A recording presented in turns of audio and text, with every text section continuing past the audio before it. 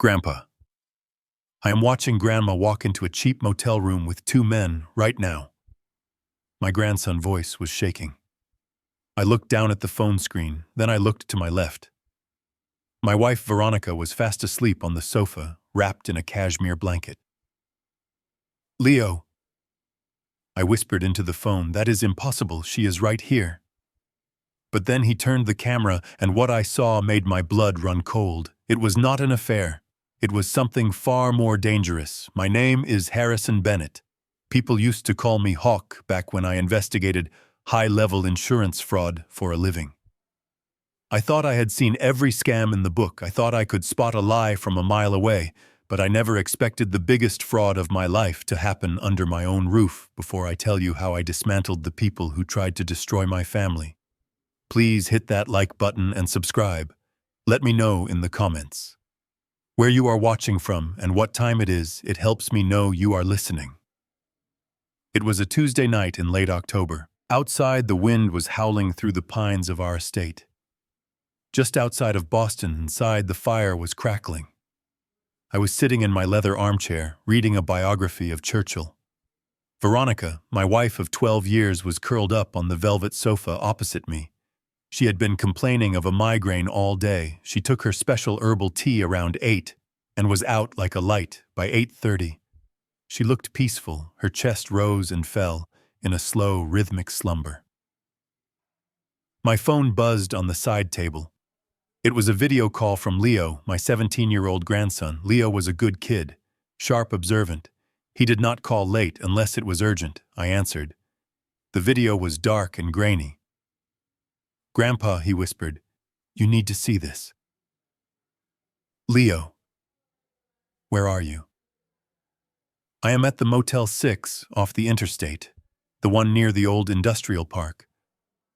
What are you doing there? I was driving by and I saw the car. Grandpa, look. He flipped the camera under the flickering orange light of the motel sign. I saw it. A pearl white Lexus LS 500. The license plate was clear as day. HVB 1954. That was my wife's car. My stomach tightened. I do not understand, I said. Keep watching. Leo, said. A door opened, room 104. A woman stepped into the light. She was wearing the beige Burberry trench coat I had bought Veronica for her birthday last week. The same silk scarf, the same platinum blonde hair cut in that specific bob she liked. She was not alone. Two men stepped out to meet her. They were young, rough-looking, covered in tattoos with cigarettes hanging from their lips. One of them grabbed her arm, not affectionately, but possessively. She laughed, threw her head back, and pulled them both into the room. The door slammed shut. Grandpa Leo's voice cracked. Grandma is cheating on you with those guys in a dump like this. I looked at the phone. Then I looked at the woman sleeping 5 feet away from me. Veronica had not moved. She let out a soft snore. I walked over to her. I touched her hand. It was warm. She was real. She was here. Looked back at the screen. The car was real too. The coat was real. The hair was perfect. If I was not standing right here, if I was away on a business trip, I would have believed my eyes. I would have believed my wife was living a double life. But I was Hawk Bennett. I did not panic. I analyzed Leo. I said, my voice low and steady. Listen to me very carefully. Do not get out of the car. Do not go. Knock on that door. But Grandpa, we have to stop her. No, you are going to drive home immediately. Drive slowly. Do not speed. Go to your room and lock the door. But are you going to tell Dad? Are you going to tell Mom? I said. Go home, Leo. Speak to no one. Not your father. Preston. Not your mother. Tiffany. This stays between us for tonight. Do you trust me? Yes. Grandpa, good. Hang up now. The screen went black. I stood there in the silence of my living room. The fire was dying down. I walked to the foyer where we kept our coats. Veronica hook was empty. The Burberry trench coat was gone. I walked to the side table where we kept the car keys. The spare fob for the Lexus was there, but her main set, the one with the crystal keychain I gave her, was missing. I went back to the living room and stood over my sleeping wife. She was in a deep, almost unnatural sleep. Her breathing was heavy, too heavy for a simple cold medicine. I looked at her face. The woman in the video had the same hair, the same clothes, the same car. But she walked differently. Veronica walked with a slight hesitation in her left step due to an old tennis injury. The woman in the motel moved with the swagger of a predator. It hit me then, this was not adultery. This was theater. Someone had drugged my wife, stolen her car, stolen her clothes, and was currently staging a performance at a cheap motel to destroy her reputation. And there was only one person in our family who had the same build as Veronica, and a talent for acting. My daughter-in-law, Tiffany. I stood in the dim light of the hallway, my mind racing back to dinner 2 nights ago. Tiffany had been asking strange questions about our estate planning. She had made a joke about how young Veronica looked for 62, and how easy it would be to mistake her for someone younger from a distance. At the time, I thought it was just Tiffany being her usual superficial self. Now I realized it was a rehearsal. I needed to be sure. I walked into the kitchen and opened the trash can near the sink. Right on top sat the empty box of cold medicine Veronica had taken earlier. I picked it up. It felt light, too light. I took out the blister pack. It was empty, but something caught my eye in the bottom of the bin. A small crumpled receipt from a pharmacy across town dated yesterday. Cash payment for a powerful sedative, usually prescribed for severe insomnia. My heart was pounding, not from fear, but from a cold, calculated rage. They were gaslighting me. They were trying to paint my wife as a cheater, or worse, a woman. Losing her mind so they could challenge our prenup, or get power of attorney. I looked at the clock. It was 11:15 p.m. The show at the motel was probably just finishing up. I walked back to the living room. Veronica shifted slightly in her sleep, mumbling something incoherent. I fixed the blanket around her shoulders. Sleep. "Well, my love," I whispered, "you are not the one who is going to have a bad night." I went to my study and unlocked the bottom drawer of my desk. Inside was my old field kit, from my days as an investigator, a high-resolution camera, a voice recorder, and a spare set of keys to every car in the family, including the ones Preston and Tiffany drove. I sat down and pulled up the GPS tracker app on my iPad. I had installed trackers on all family vehicles 5 years ago, after Lena died. Just for safety, I never told anyone. I watched the blue dot representing Veronica Lexus. It was still stationary at the Motel 6, but then another dot caught my eye. The dot for Tiffany Range Rover. It was parked 2 blocks away from the motel in a dark alley waiting. The narrative was clear. Tiffany drove. Her car to the rendezvous point, met Preston or an accomplice, then took Veronica's car to the motel to stage the scene. Leo seeing them was an accident, a variable they had not calculated, but it was the variable that was going to bring their whole house of cards down. I sat there in the darkness watching the dots on the screen. The anger was gone, replaced by the icy focus of the silencer. They thought they were playing a game with a senile old man. They thought Harrison Bennett was just a retired grandfather who read books by the fire. They had no idea they had just declared war on a man who used to take down criminal syndicates for breakfast. I picked up my phone and dialed a number I hadn't used in years. It was late, but I knew he would answer. Stone, my attorney, and old friend Harrison. Stone's voice was rough with sleep. "Is everything all right?" "No," I said, watching the blue dot on the screen finally start to move away from the motel. "Someone is trying to frame my wife, and I think it is my son and his wife. I need you to prepare a file." Stone paused. The silence on the line was heavy. "What kind of file?" "A war file," I said. "I want a full financial audit of Preston and Tiffany. I want to know every debt, every loan, every credit card, and Stone. I want it by tomorrow morning." I hung up the phone. The Lexus was moving now, heading back toward our house. They were coming to return the car, to return the coat, to put the keys back. They were coming to erase the evidence of their crime, but they were too late. I had seen it. Leo had seen it, and now I was going to watch them do it. I turned off the lights in the study and sat in the dark, waiting for the sound of the engine in the driveway. My own son, my own flesh and blood involved in this. It broke my heart, but it did not break my resolve. If they wanted to play dirty, I would show them what filth really looked like. The game had just begun, and I was holding all the aces. I walked back into the living room, where Veronica was still deep in that chemically induced comb. On the velvet sofa, she looked like a sleeping beauty. But I knew the dragon was waiting outside, not in a fairy tale, but in a black Range Rover down the street. On the side table, her empty tea mug sat on a coaster. Earl Grey with a hint of lavender, her favorite. But as I lifted the cup to my nose beneath the floral scent, there was something else, a metallic, acrid smell that did not belong in a tea bag. I dipped my finger into the brown sludge at the bottom and touched it to my tongue. It was not sugar. It was bitter, sharp, unmistakable. I knew that taste from my years investigating insurance claims involving suspicious overdoses. It was a high-grade sedative, likely a benzodiazepine crushed and dissolved. They had not just stolen her car, they had poisoned her right in front of me. I went to my study and locked the door. If I was going to fight this war, I needed eyes and ears everywhere. I logged into the family cellular account on my secure laptop. I paid the bills, so I held the administrative keys. I pushed a silent software update to Preston and Tiffany phones disguised as a carrier security patch. It was a piece of military-grade spyware I had acquired years ago from a contact in intelligence. Within minutes, I had a mirror of their devices on my secure server. Every text, every call, every location, ping would now come straight to me. I was not just a father anymore. I was the surveillance state.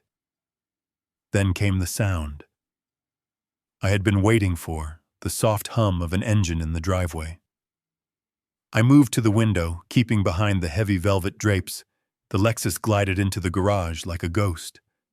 I watched as a shadow slipped out from the driver's side. It was Tiffany, still wearing my wife's coat.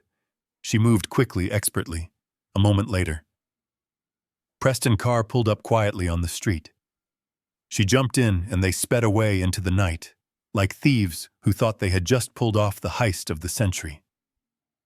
I went down to the mudroom. On the hallway table, right where Veronica always left them, lay the crystal keychain. They had put everything back exactly as it was. It was a masterclass in gaslighting. If I had not seen the video, if Leo had not called, I would have woken up the next morning believing nothing had happened. I would have been the clueless old man they thought I was. The sun rose over the estate, casting long, deceiving shadows across the lawn. Veronica woke up around 9, groggy and disoriented. She complained of a heavy head, a lingering fog that would not lift. I made her fresh coffee, black and strong. I did not tell her about the poison. Not yet. She needed to act natural, and Veronica was a terrible liar. If she knew her fear would give us away, she had to remain the unsuspecting victim a little while longer. Then the doorbell rang.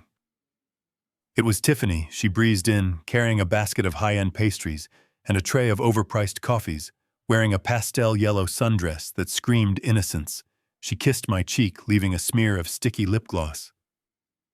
"Good morning, Dad," she chirped, her voice too bright, too loud. I brought breakfast. I thought Mom might need a pick-me-up after her rough night. She walked into the living room where Veronica was nursing her coffee. "Oh, Mom, you look exhausted," Tiffany cooed, her voice dripping with synthetic concern. "Are you feeling okay? You know, Preston and I were talking just last night. We are worried about you. You have been so forgetful lately. Remember last week, when you lost your reading glasses, and now you are sleeping in until 9. It is just not like you." I watched her from the kitchen doorway. It was subtle, insidious. She was planting seeds, seeds of doubt, seeds of incompetence. She was not just being mean, she was building a narrative. Veronica rubbed her temples, looking vulnerable. "I suppose I have been a bit tired lately," she admitted, her voice weak. "Maybe I am getting old. Maybe I am slowing down." "Nonsense," I said, stepping into the room. I kept my voice light, jovial, just a bad night. "Sleep, Tiffany, we all have them."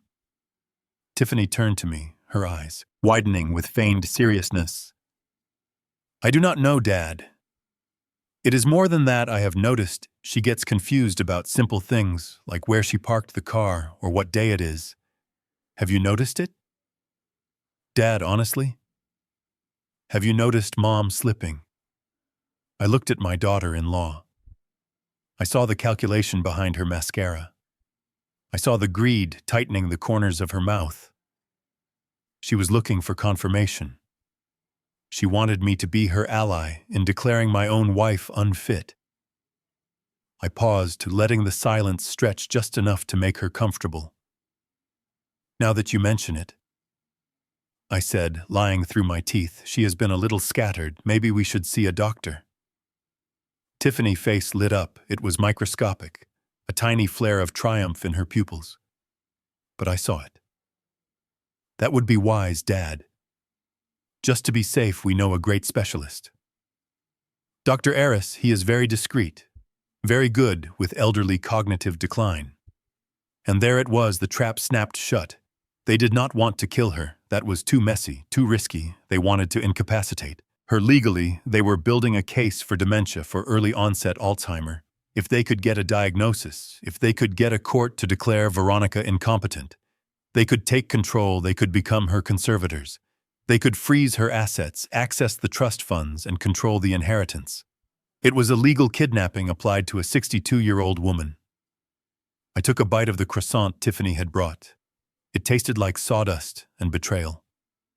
I smiled at her, a tired, worried old man smile. You are such a good daughter, Tiffany. Thank you for looking out for us. She beamed, patting my arm condescendingly. That is what family is for Dad. We just want what is best for Mom. I watched her leave an hour later, skipping down the front steps like she had just won the lottery. She pulled out her phone as she got into her car. My pocket buzzed. The spyware was working. I pulled out my phone and read the text she just sent to Preston. He bought it.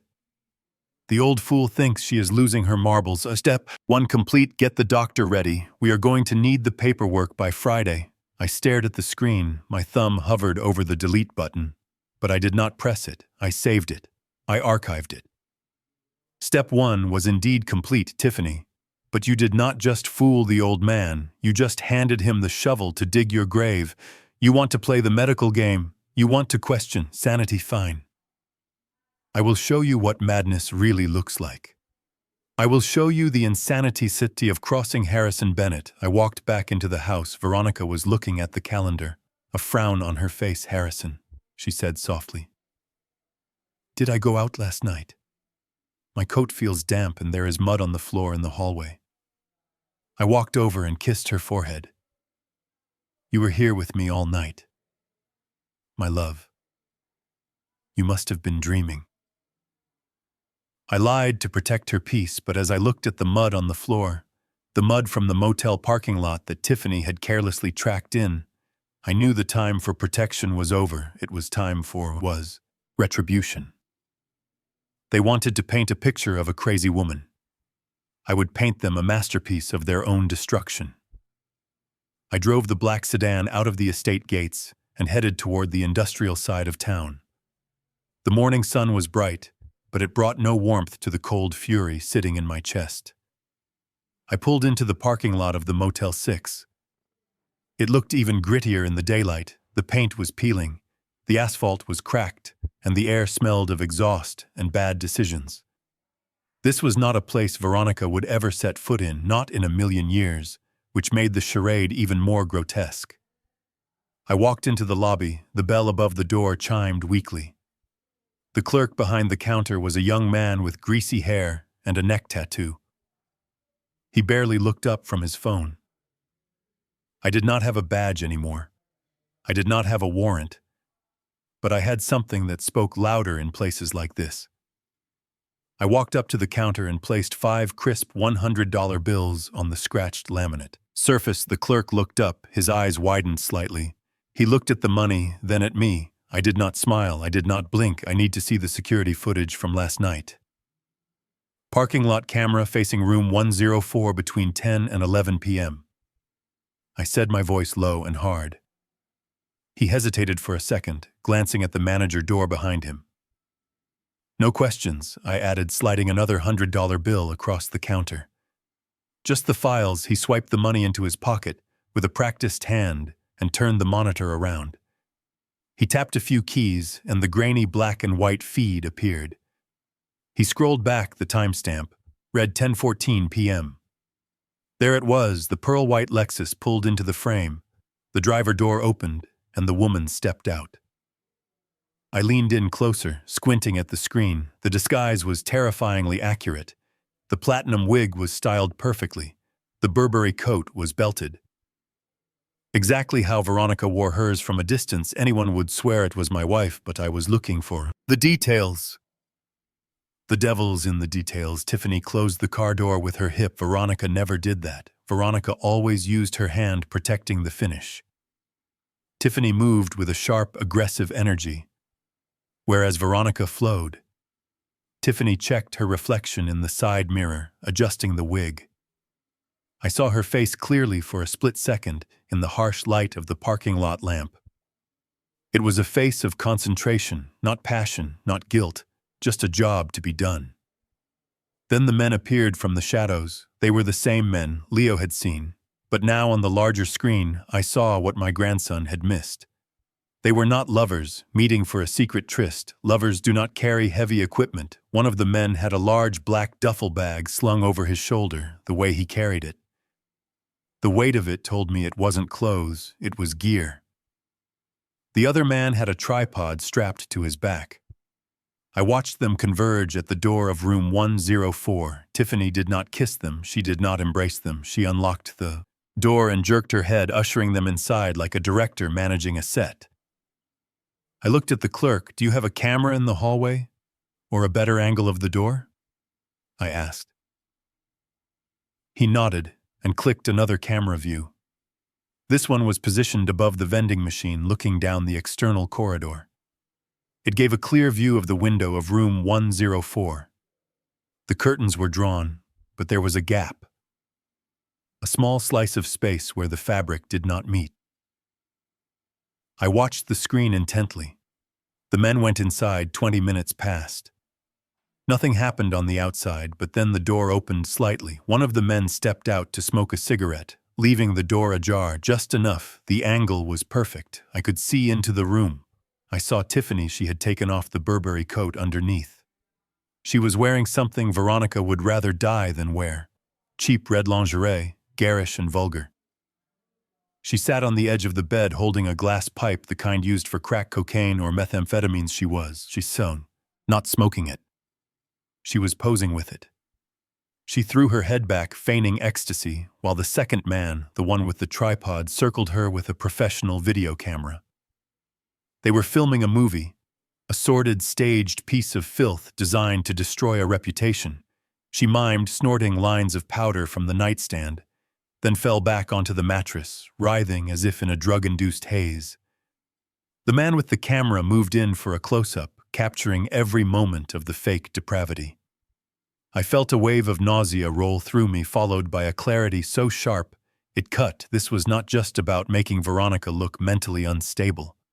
This was strategic. This was financial warfare. I remembered the prenup. I had written it myself 12 years ago when I married Veronica. Preston had been furious back then, convinced she was a gold digger, so I had included strict morality clauses to appease him. If Veronica was found to be unfaithful, or if she was proven to be using illegal narcotics, the trust would be voided. She would get nothing, no alimony, no settlement. She would be thrown out on the street with the clothes on her back. That was the play. Preston and Tiffany were not just trying to take control of the estate, they were trying to cut Veronica out completely. They wanted to trigger the morality clause they were creating, video evidence of infidelity and drug abuse. Indisputable proof that would stand up in court. They would leak this tape or send it to my lawyer, anonymously claiming they found it.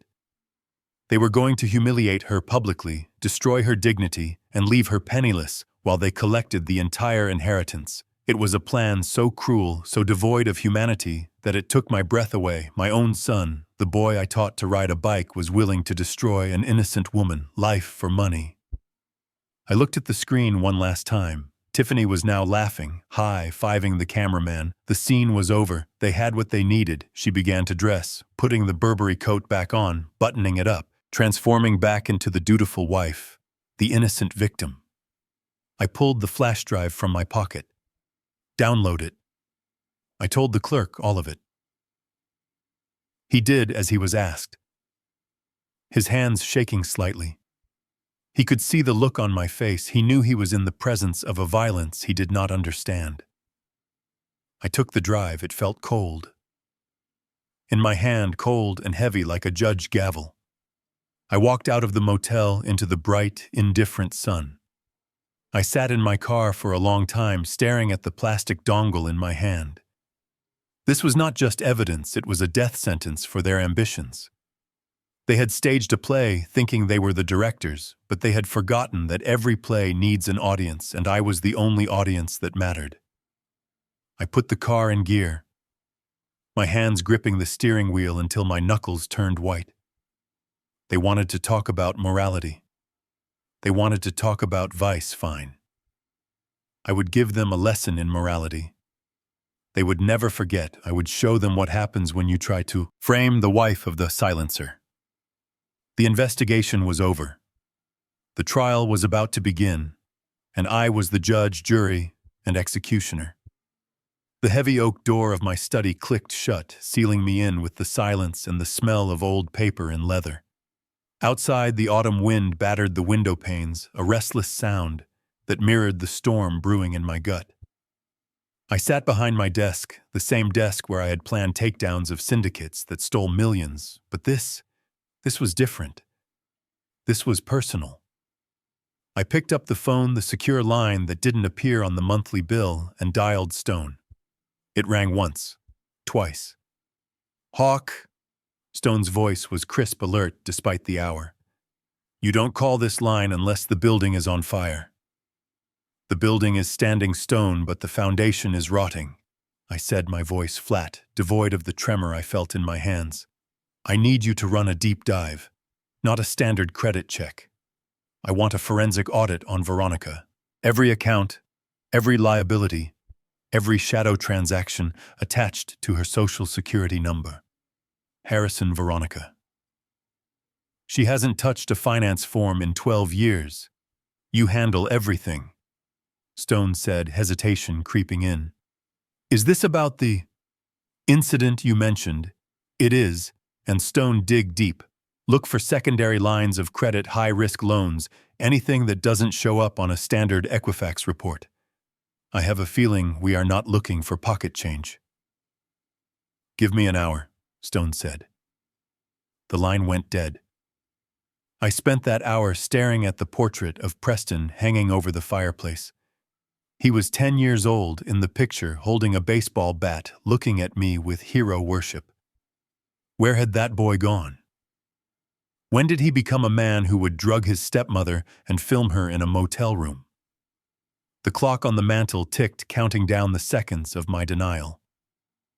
45 minutes later, the phone rang. "Harrison?" Stone's voice was different now. It was heavy. "Are you sitting down?" "I am standing. Tell me." "It is a massacre," Stone said, the professional veneer cracking. "Veronica's identity has been harvested. It is not just stolen. It has been strip-mined. I am looking at 3 home equity lines of credit taken out against the vacation property in Cape Cod. There are 5 maxed-out credit cards from issuers I usually see in predatory lending lawsuits. And there is a signature loan from a private equity firm that charges 40% interest. I gripped the edge of the desk, the wood biting into my palm. The total, Stone. Principal and interest. You are looking at $2.4 million, Harrison. $2.4 million. The number hung in the air like toxic smoke. It was a staggering amount of liquid cash to burn through in secret. "How?" I asked, my voice barely a whisper. "How does she sign for this? I hold the deeds. I monitor the mail." "That is the part that scares me," Stone said. I pulled the digital images of the promissory notes. The signatures are Veronica's. Perfect matches. And every single one of them is notarized, stamped, sealed, and recorded. "Who is the notary?" "A woman named Sarah Jenkins. State commission number expires in 2 years. Her record is clean, Harrison. On paper, this is ironclad. If you go to court, a judge sees a notary seal, he sees a valid contract. Sarah Jenkins. The name rattled around in my brain trying to find a purchase. I put the phone on speaker and walked over to the bookshelf, where Tiffany kept a stack of old photo albums she had brought over when she first married Preston, a desperate attempt to force intimacy by sharing her glory days. I pulled down a dusty volume labeled Alpha Chi Omega, 2005. I flipped through the glossy pages of college parties and sorority events. And there on the last page was a photo of Tiffany younger, sharper, arm in arm, with a girl with distinctive frizzy red hair. The caption was written in silver marker, Tiff and Sarah, partners in crime. I found her, I said to the empty room. Stone cross-referenced Sarah Jenkins with Tiffany's undergraduate class at UMass. You will find they were roommates. If that is true, Stone said, his voice hardening, then we are looking at conspiracy to commit fraud. Racketeering, even.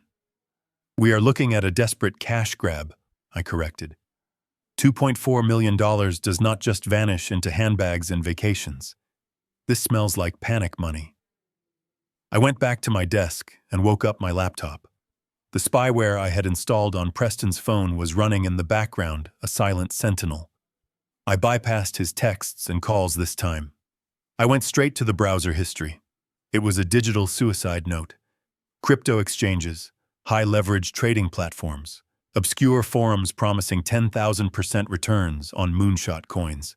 My son, the man who looked down on manual labor, had tried to gamble his way to a fortune. I opened his trading dashboard. The numbers were bathed in red. He had leveraged positions on coins that had crashed months ago. He had kept doubling down, chasing the loss, the gambler's fallacy, in real time. The realized loss was staggering $3 million. He wasn't just broke. He was underwater.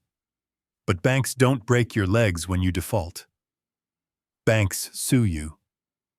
Preston was terrified, acting with the erratic frenzy of a trapped animal. That meant he owed someone who didn't use lawyers. I opened his encrypted messaging app, scrolling past the mundane chats with Tiffany, until I found a thread labeled only as The Accountant. The messages were brief, brutal. Accountant payment missed. The clock is ticking. Preston, I need more time. The assets are tied up in trust. I'm working on unlocking them. Accountant. You have 48 hours. Or we collect collateral. And then an image. It downloaded slowly on my secure connection. It was a photo taken from a car window. It showed Leo, my grandson, walking out of his private school gates, his backpack slung over one shoulder, laughing with a friend. The text underneath read, "Nice kid. Shame if he had an accident." The rage that hit me then was not hot. It was absolute zero. It froze the blood in my veins. My son had not just stolen from me. He had not just framed his stepmother. He had exposed my grandson, his own flesh and blood, to wolves. He had pawned his son's safety to cover his own incompetence. They needed Veronica out of the way to trigger the inheritance clauses. They needed the money to pay the sharks before the sharks ate Leo. I picked up the phone. Stone, I am here. I want you to buy the debt. Excuse me. The $2.4 million in loans, the credit card debt, all of it. Contact the lenders, set up a shell company, call it Nemesis Holdings. Buy the paper. I want to be the creditor. Harrison, that is throwing good money after bad.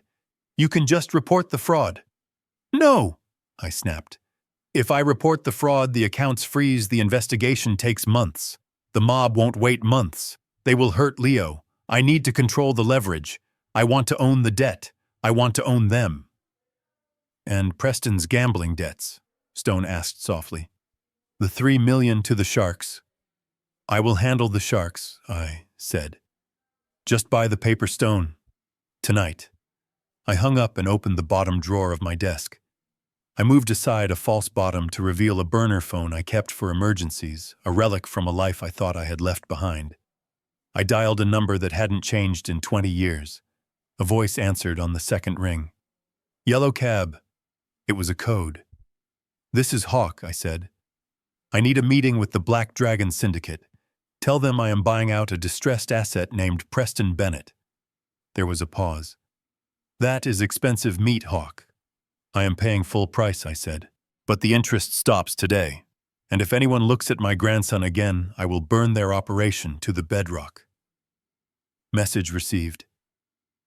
I put the phone down. The financial bleed was stopped. I had applied the tourniquet. But the limb my son was gangrenous. He had sold us all out. I looked at the screen where the dots of their cars were stationary at their home. They were sleeping, perhaps thinking they had gotten away with it. They didn't know that their debts had just changed hands. They didn't know that tomorrow they wouldn't be answering to a bank or a thug. They would be answering to me. And I was a creditor who did not forgive. 2 days later, we gathered for Sunday dinner, a tradition I had insisted on maintaining, even though the air in the dining room was thick enough to choke on. Preston and Tiffany sat across from me, their faces masks of filial concern, while Veronica picked at her roast chicken. Her hands trembling slightly, the drugs they were slipping. Her were cumulative, she was losing time, she was losing words. And worst of all, she was losing her spark.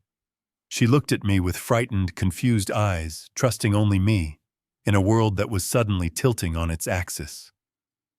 Leo sat at the end of the table, silent and pale. He had not spoken a word since he arrived, his eyes darting between his parents and me. He knew too much, and the weight of it was crushing him. I wanted to tell him it was okay. I wanted to tell him the cavalry was coming, but I could not break cover, not yet. I needed them to make their final move. I needed them to commit the act that would seal their fate in front of witnesses. The conversation was stilted, filled with pregnant pauses and sharp glances. Tiffany was wearing a high-necked blouse and a cross necklace, performing the role of the pious, worried daughter-in-law to perfection. "Oh, Mom," she said, her voice dripping with syrup. "You have barely touched your food. Are you feeling nauseous again?" I read that nausea is a common side effect of the condition we talked about. Veronica looked up, startled. "I am just not hungry." "Tiffany, I am fine." Preston cleared his throat, setting his fork down with a heavy clatter. "Dad," he said, looking at me with eyes that would not quite meet mine. I did not want to say anything before because I hoped I was wrong, but I saw Mom's car again yesterday. I leaned back in my chair, sipping my water. "Watching the performance where Preston downtown," he said, his voice dropping to a conspiratorial whisper near the combat zone. "You know the area, Dad, the hourly motels, the drug corners. I saw the Lexus parked behind that dive bar on 4th Street. I drove past twice, just drove, to be sure." It was a lie, a clumsy, desperate lie. The GPS tracker showed the Lexus had not left the garage in 48 hours, but Veronica did not know that she looked at Preston, her mouth opening in shock. "Preston, that is a lie." "I have not driven in days," Harrison tell him. I patted her hand, keeping my face mask of concern. "Preston, are you sure that is a serious accusation?" "Son, I am sure, Dad." Preston insisted, gaining confidence from my apparent doubt. "Why would I make that up?" "I am worried about her safety." "She is wandering, Dad. She is going into dangerous places." Then Tiffany made her move, the centerpiece of the evening. "Oh goodness, I almost forgot," she said, reaching under the table for Veronica's purse, which hung on the back of the chair. "Mom asked me to get her lipstick earlier, and I think I left my phone in there. Do you mind, Mom?" Before Veronica could answer, Tiffany pulled the bag onto her lap. She rummaged around for a second, her movements quick and jerky like a magician forcing a card. Then she gasped, a loud, theatrical intake of breath that stopped the conversation dead. She pulled her hand out slowly, holding something that did not belong in a grandmother's purse. It was a pair of men's underwear, cheap synthetic leopard print briefs, the kind sold in novelty shops or gas stations. "Oh my God," Tiffany whispered, dropping them onto the white tablecloth as if they burned her. "Mom, what are these?" The silence that followed was absolute. Veronica stared at the object, her face draining of all color. "Harrison," she stammered, I have never seen those before in my life. Someone put them there. Harrison, please, you have to believe me." I looked at the underwear, then at Tiffany. She was covering her mouth with her hand, eyes wide with fake shock. But I saw the tension in her shoulders, the adrenaline of the gambler pushing all his chips in, Dad. Tiffany said, her voice trembling, "This is worse than we thought. This is hypersexuality. It is a symptom of frontotemporal dementia. They lose their inhibitions. They collect trophies." Enough, Veronica stood up her chair, scraping violently against the floor. "I am not crazy, and I am not a pervert. You are doing this. You are lying." She looked at me, pleading for me to end it, to defend her, seeing her like that. Defending her sanity against this orchestrated gaslighting broke my heart, but I had to play the part. "Veronica, calm down," I said softly. "Please, sit down. Everyone is just worried." "You believe them," she whispered, the betrayal in her eyes cutting deeper than any knife. "You believe I am crazy." I did not answer. I looked down at my plate. Let the silence do the work. Let them think they had won. Veronica sobbed and ran from the room, her footsteps echoing on the stairs as she fled to the sanctuary of our bedroom. Tiffany let out a long sigh, shaking her head. "Poor Harrison," she said, reaching across to pat my hand. "It is advancing so fast, we might need to consider that facility sooner rather than later for her own safety." I pulled my hand away slowly. "I think I need some air," I said, standing up. Leo stood up too, his chair knocking over. "I will go with you, Grandpa." "No." Tiffany's voice snapped like a whip. "Sit down.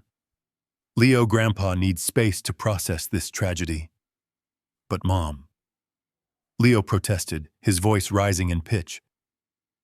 "I need to tell him something. I need to tell him about the..." Tiffany moved faster than I thought possible. She grabbed Leo by the upper arm, her fingers digging into his bicep.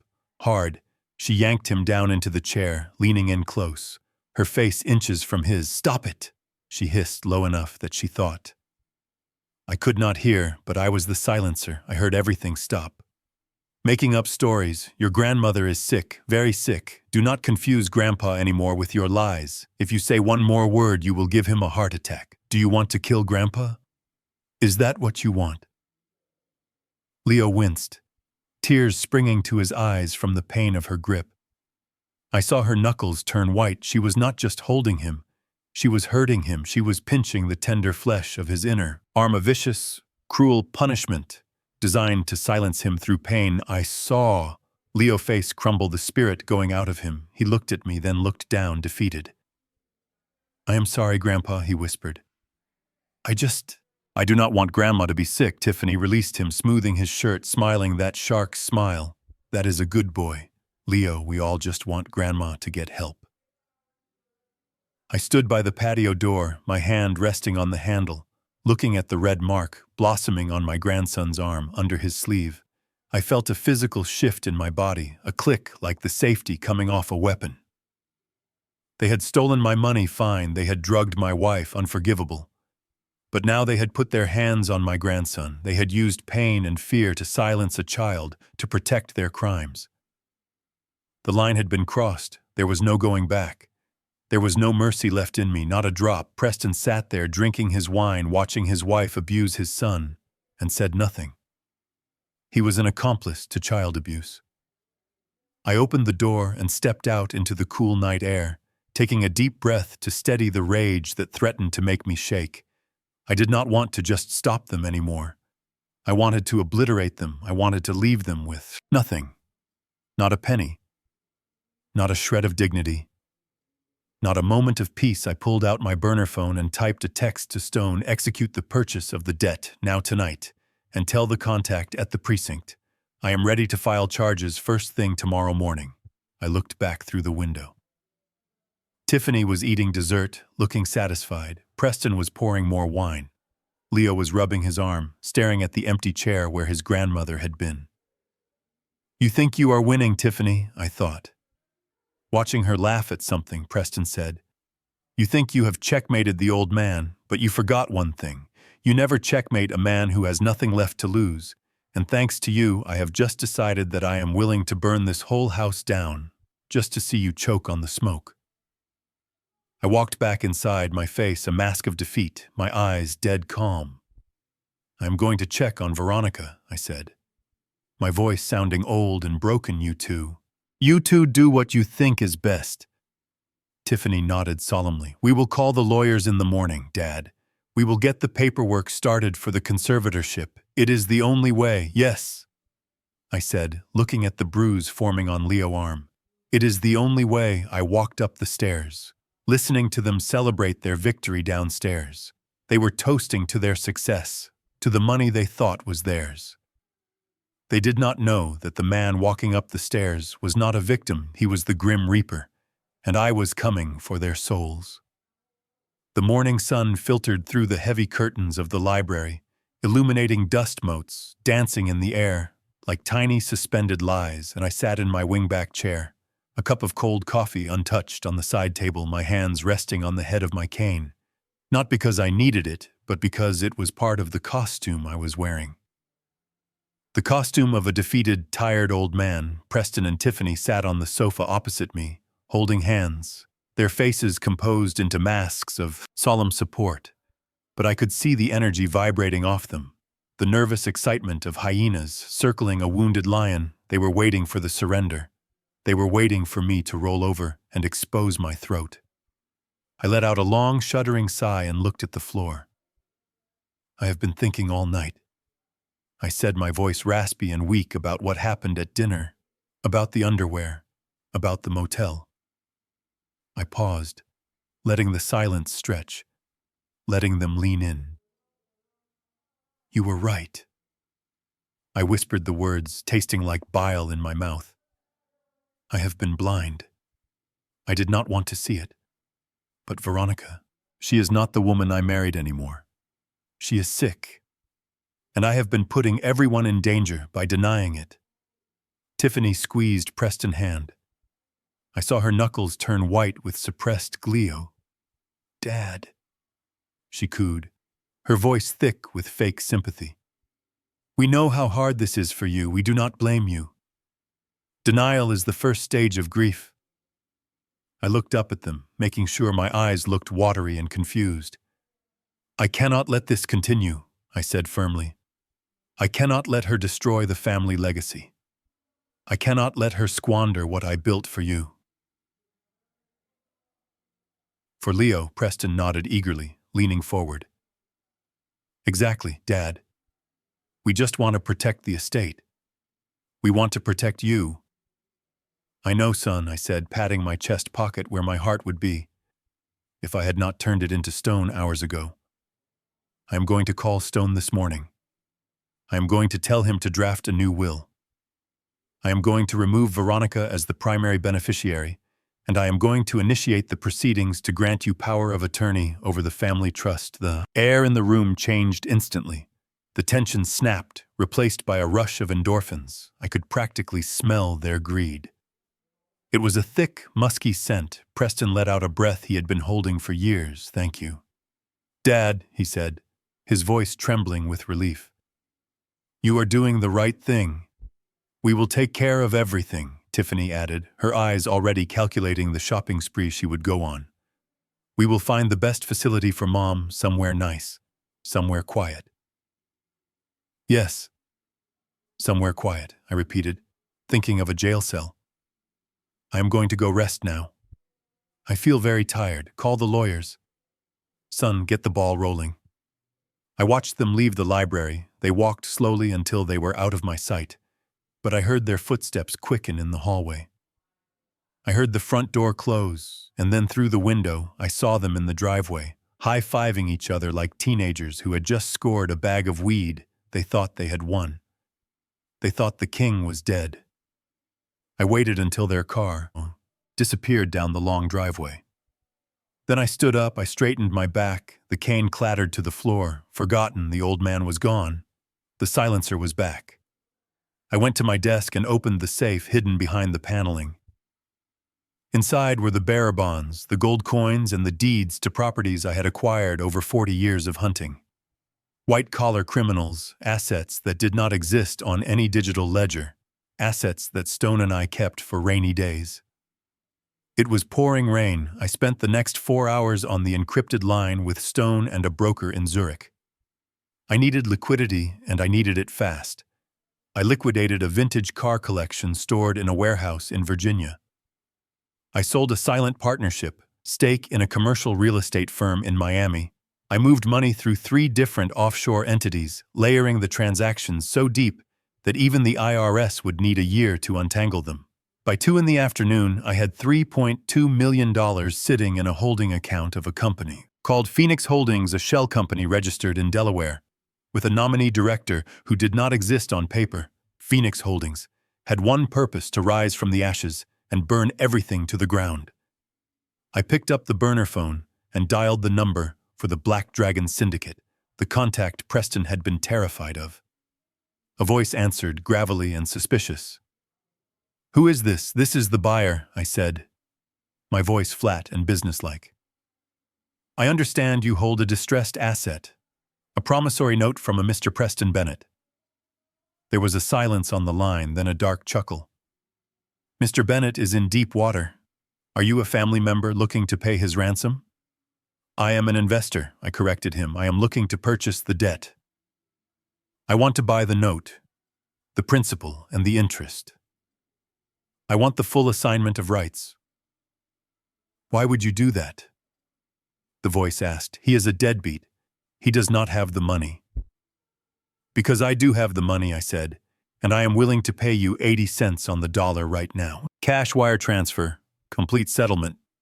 Today, the thug on the other end did the math. Getting 80% of a bad debt immediately was better than spending resources, breaking legs, and hoping for pennies. It was a business decision. "Done," the voice said. "Send the wire. We will transfer the title of the debt to your entity." I hung up and texted the routing numbers to Stone within an hour. The transaction was complete. The Black Dragon Syndicate was paid off. They were out of the picture. They had their money, and they washed their hands of Preston Bennett. I sat back in my chair, holding the digital confirmation. The PDF file on my screen was a thing of beauty. It was a transfer of debt agreement stating that Preston Bennett now owed $3.2 million, plus accruing interest, not to a gang of street thugs, but to Phoenix Holdings. And I was Phoenix Holdings. Preston did not know it yet. He thought his problem was the mob. He thought he needed to get control of my estate to pay them off. He did not realize that the monster under his bed had just been replaced by the devil himself. The mob would have just broken his legs. I was going to break his life. I printed the document and placed it in a plain manila folder. I slid it into the top drawer of my desk, right next to the surveillance photos and the flash drive from the motel. The trap was set, the bait was taken. Now all I had to do was wait for them to make their move on Veronica. Once they filed that petition for conservatorship, once they stood before a judge and lied under oath, I would not only defend her, I would counterattack with a weapon they never saw coming. I walked out of the library and found Veronica in the garden. She was pruning her roses, looking pale and fragile. The drugs were still in her system, but she was fighting them. I walked up behind her and wrapped my arms around her waist. "Harrison," she said, leaning back into me. "I feel so strange, like I am floating." "I know, my love," I whispered, kissing her hair, "but I have an anchor now. Just hold on a little longer. The storm is coming, but we are the ones who will be controlling the lightning." She did not understand what I meant, but she squeezed my hand, trusting me, trusting the man who had promised to protect her. I looked towards the gate where Preston Carr would return later that evening. He would come back smiling, thinking he was the heir apparent, thinking he was safe. He had no idea that his debt had just been called in, and the new landlord was about to start an eviction proceeding that would leave him with nothing but the clothes on his back. I felt a cold, dark satisfaction settle in my gut. It was not happiness. It was something harder, something more durable. It was the feeling of justice loading a gun and clicking off the safety. The white Mercedes pulled into the circular driveway at exactly 9 in the morning. Tiffany hopped out, wearing a crisp white blazer and designer jeans, looking every bit the concerned daughter-in-law taking charge she did. Not look like a woman about to commit medical assault, she looked like a soccer mom on her way to brunch. That was the terrifying brilliance of Tiffany. She hid her venom behind a smile so bright it could blind you. I stood in the doorway, holding Veronica's hand. My wife was trembling slightly. She was wearing a simple blue dress, the one she wore to church. She looked fragile, small, and terrified. I squeezed her fingers 3 times. A signal code. We had established the night before 3 squeezes meant you are safe. 3 squeezes meant I am watching. 3 squeezes meant follow the script, Harrison. Veronica whispered, her eyes darting to the approaching Tiffany. Do I really have to go? You have to, I said softly, leaning in to kiss her cheek. Trusting me was the hardest thing I had ever asked her to do. She knew they wanted to hurt her. She knew they wanted to declare her insane. But she did not know the full extent of my countermeasures. She did not know that the battlefield had already been prepped. Tiffany bounded up the steps. Hi, Mom, ready for your checkup, she chirped, grabbing Veronica's arm with a grip that looked affectionate but was actually controlling. Dad. Do not worry, we will be back by lunch. Dr. Aris just wants to run a few cognitive tests, maybe some blood work to see why she is so foggy. I nodded, playing the part of the anxious, helpless husband. Thank you, Tiffany. I just want her to get better. I hate seeing her like this. We all do, Dad, we all do. She lied, looking me dead in the eye. I watched them drive away, the Mercedes disappearing down the long road lined with autumn trees, as soon as they were out of sight. I walked back into my study and opened my laptop. I did not need to follow them physically. I was already there, digitally and financially. The clinic was called Serenity Wellness, a private facility tucked away in a quiet office park. It marketed itself as a boutique medical center for the elite, but I knew what it really was. It was a pay-to-play operation where wealthy families sent their problem children to dry out, or their inconvenient elders to be medicated into silence. Dr. Aris, the man Tiffany had hired, was not a healer. He was a businessman with a medical license and a gambling debt. I had found his financial records along with Preston. He was compromised. He was desperate, and he was cheap. But I had not bribed Dr. Aris. That would have been too risky. He was too close to Tiffany. Instead, I had gone for the weak link, the person who actually administered the care, the person who held the needle. 2 days ago, I had met with the head nurse, a woman named Carla, in a diner 3 towns over. Carla was a single mother with a mountain of debt and a moral compass that was flexible but not broken. I showed her the file on Tiffany. I showed her the fake videos, the plan to institutionalize a healthy woman, and then I showed her a briefcase containing $50,000 in cash. I gave her a choice. She could be an accomplice to a felony kidnapping and lose her license when I inevitably brought the hammer down, or she could be my inside woman. She could ensure that whatever cocktail Dr. Aris ordered was swapped for saline solution. She could ensure Veronica was safe. Carla took the money. She was terrified, but she took it. Now I sat in my chair watching the GPS dot of the Mercedes arrive at the clinic. I switched audio feeds, listening through the bug. In Tiffany Purse, I heard the clinic doors slide open, the click of Tiffany heels on the polished floor, the hushed tones of the reception area. Mrs. Bennett, right this way. Dr. Aris is expecting you, a voice said. Visualized the room sterile. White walls, bad, abstract art, the smell of antiseptic, masking, the smell of corruption. They led Veronica into an exam room. I heard the door close, then Tiffany. Voice dropped, the sickly sweet tone gone, replaced by cold command. Listen to me, Mom. You are going to do exactly what the doctor says. Do not embarrass me. Do not make a scene. Just take the medicine. It will help you. Relax. I am not sick, Tiffany. Veronica's voice was shaking. I do not need medicine. You are sick, Tiffany snapped. You are seeing things. You are collecting garbage. You are losing your mind. Harrison sees it too. He is just too polite to say it, but he is tired of it. Mom? He is tired of babysitting a crazy old woman. The cruelty of it made my jaw clench. She was weaponizing my silence, using my fake complicity to break Veronica's spirit. Then Dr. Aris entered. His voice was smooth, oily. Mrs. Bennett, hello. I understand we are having some episodes, some agitation, confusion. I am fine, Veronica insisted.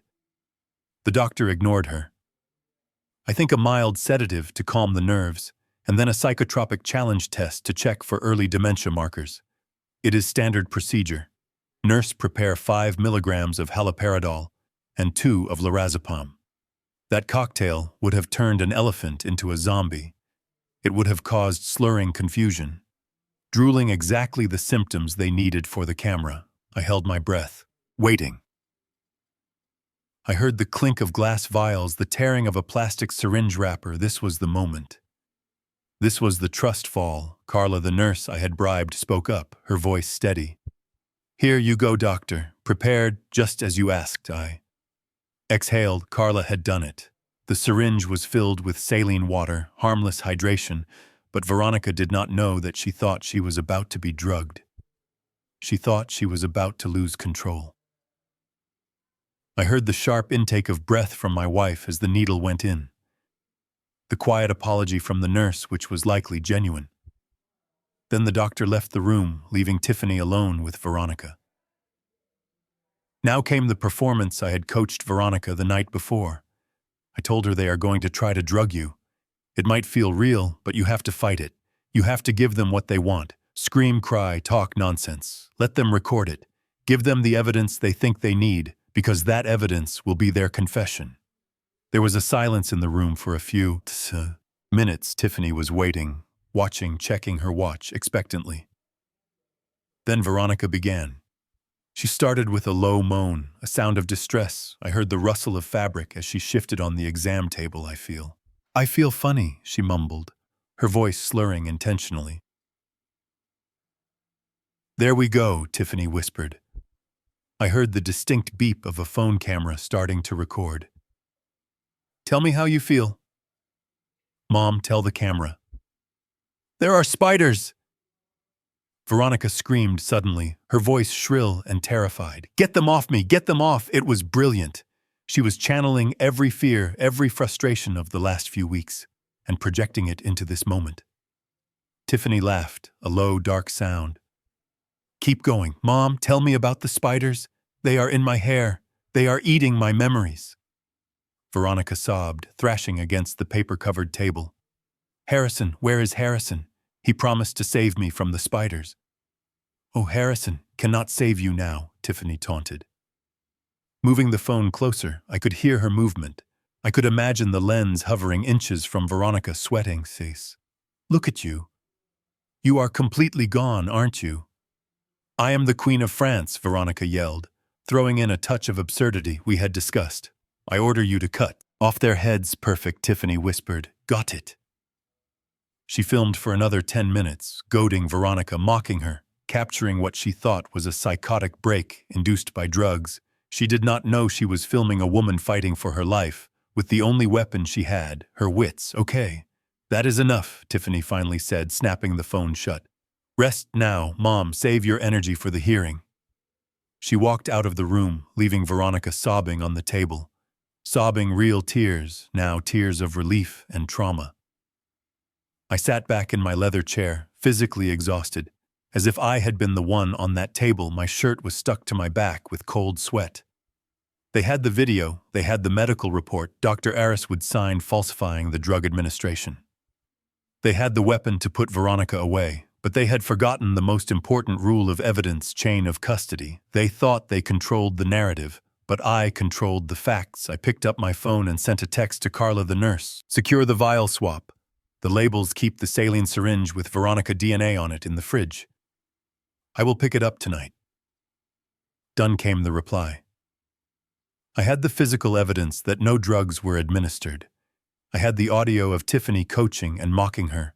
I had the proof of the conspiracy. An hour later, the Mercedes pulled back into the driveway. I met them at the door. Tiffany helped Veronica out of the car, gripping her arm tightly. Veronica looked pale, exhausted, her eyes red from crying. She collapsed into my arms, burying her face in my chest. "Oh, Harrison," Tiffany sighed, shaking her head with tragic theatricality. "It was awful, Dad. Worse than we thought. She had a complete episode at the clinic, screaming about spiders, thinking she was royalty. Dr. Aris says it is advanced, rapid-onset dementia," he says. "She is a danger to herself." I held my wife tight, feeling her heart hammering against my ribs. She squeezed my hand 3 times, safe. I looked at Tiffany, looking at the triumphant gleam in her eyes, hiding behind the mask of concern. "I am so sorry to hear that," I said, my voice trembling with fake grief. "What do we do now?" Tiffany placed a hand on my shoulder, her touch burning like ice. "We have to be strong, Dad. We have to do the hard thing. Preston has set up a family meeting for tomorrow, a formal intervention. We are going to present the evidence to the family lawyer and start the process for the conservatorship. It is the only way to save her, yes," I said, looking down at Veronica, who was hiding her face to conceal the hatred in her eyes. Tomorrow, the intervention.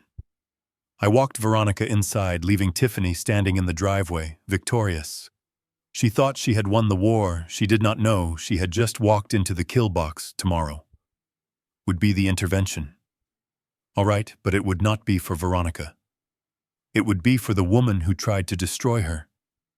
The living room of my estate had been transformed into a courtroom.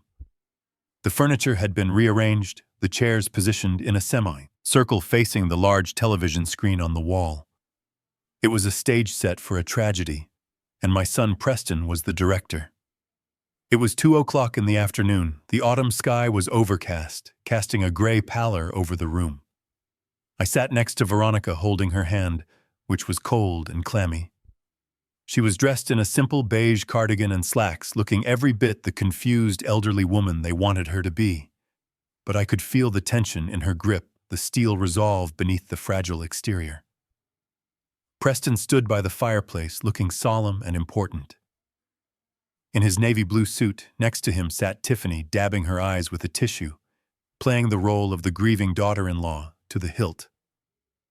Behind them sat 2 strangers, a man with a briefcase who introduced himself as Mr. Sterling, a family law attorney specializing in elder care, and Dr. Aris looking uncomfortable in his expensive suit, his eyes darting around the room, avoiding mine. "Thank you all for coming," Preston began, his voice grave. "This is the hardest thing I have ever had to do.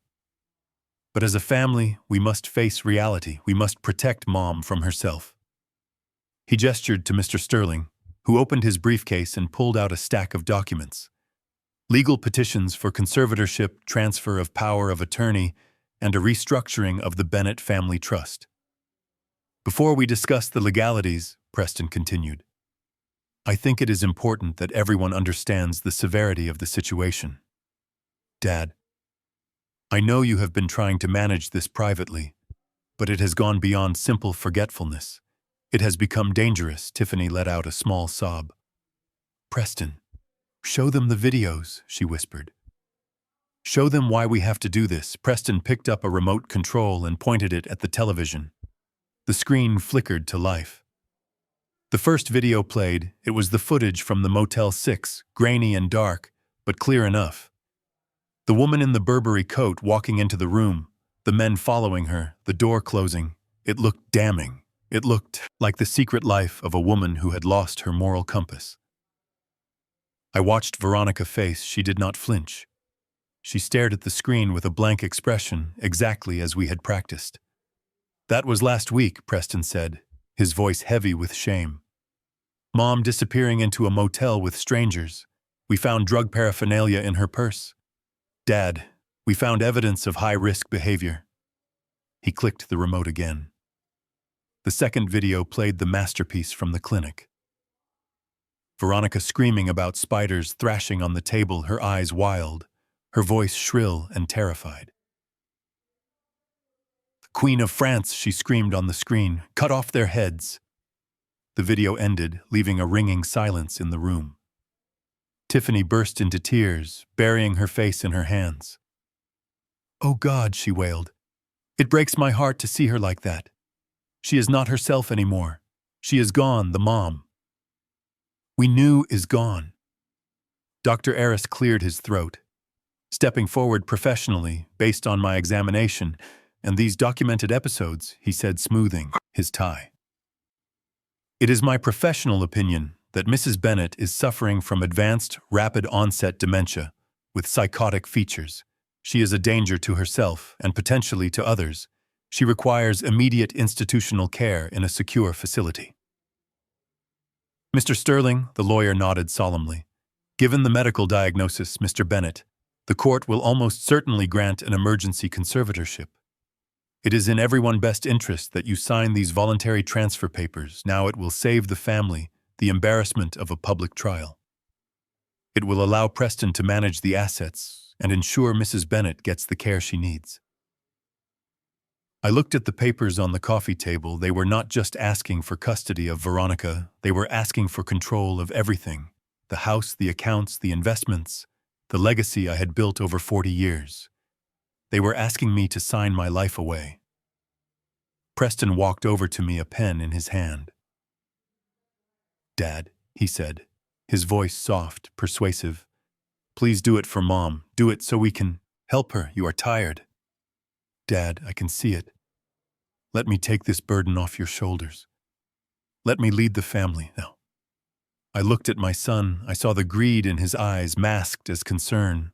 I saw the desperation of a man who owed millions to the mob and thought he had found a way out. I saw the betrayal. I took the pen, my hand trembling slightly, not from age but from the sheer effort of holding back the rage. "You want me to sign this?" I asked, my voice quiet. "Yes." "Dad, please," Preston said, pushing the papers closer. I looked at Tiffany. She was watching me through her fingers, her eyes sharp, predatory, waiting for the kill. I looked at Veronica. She squeezed my hand 3 times, safe. I put the pen down on the table with a soft click. "I cannot sign this," I said. The room froze. Preston. Smile faltered. "What? Why?" "Dad, you saw the videos, you heard the doctor." Because I said, standing up, slowly leaning on my cane for effect. "Because if I sign this, I would be admitting that my wife is crazy, and I do not believe she is." Tiffany stood up, her voice rising in panic. "Dad, the video, she was screaming about spiders. She was in a motel with hookers. What more proof do you need?" "I need the truth," I said, my voice hardening, losing the tremor, gaining the steel of the silencer. "I need to know why the woman in the motel walked like a runway model when Veronica has had a limp for 5 years." Tiffany's eyes widened. She took a step back. "I need to know." I continued walking toward the television. Why my wife was screaming about spiders in a clinic room, when she has never been afraid of spiders in her life, but she is terrified of snakes. "I need to know," I said, turning to face Dr. Aris, "why a medical professional would prescribe a sedative that turns out to be saline solution, Dr. Arrow." Aris' face went white. "How did you?" he stammered. "And most of all," I said, turning to Preston, "I need to know why my son is so desperate to control my money that he would destroy his own family to pay off a gambling debt." Preston, his jaw dropped. "Oh, Dad, what are you talking about, gambling debt?" "I do not have a gambling debt." I reached into my jacket pocket. Not for a handkerchief, but for a flash drive. I walked over to the television and plugged it in. "Sit down," I commanded, my voice booming through the room. "Sit down, all of you. The presentation is not over yet." I clicked the remote. The screen changed, showing a new video. It was not Veronica in a motel. It was Tiffany in a motel room, stripped down to red lingerie, holding a glass pipe, laughing with a cameraman. Got the shot. Tiffany's voice on the screen said, clear and arrogant. Let us do one more take, make sure we see the face. The room went silent, a different kind of silence, a silence of horror, of exposure.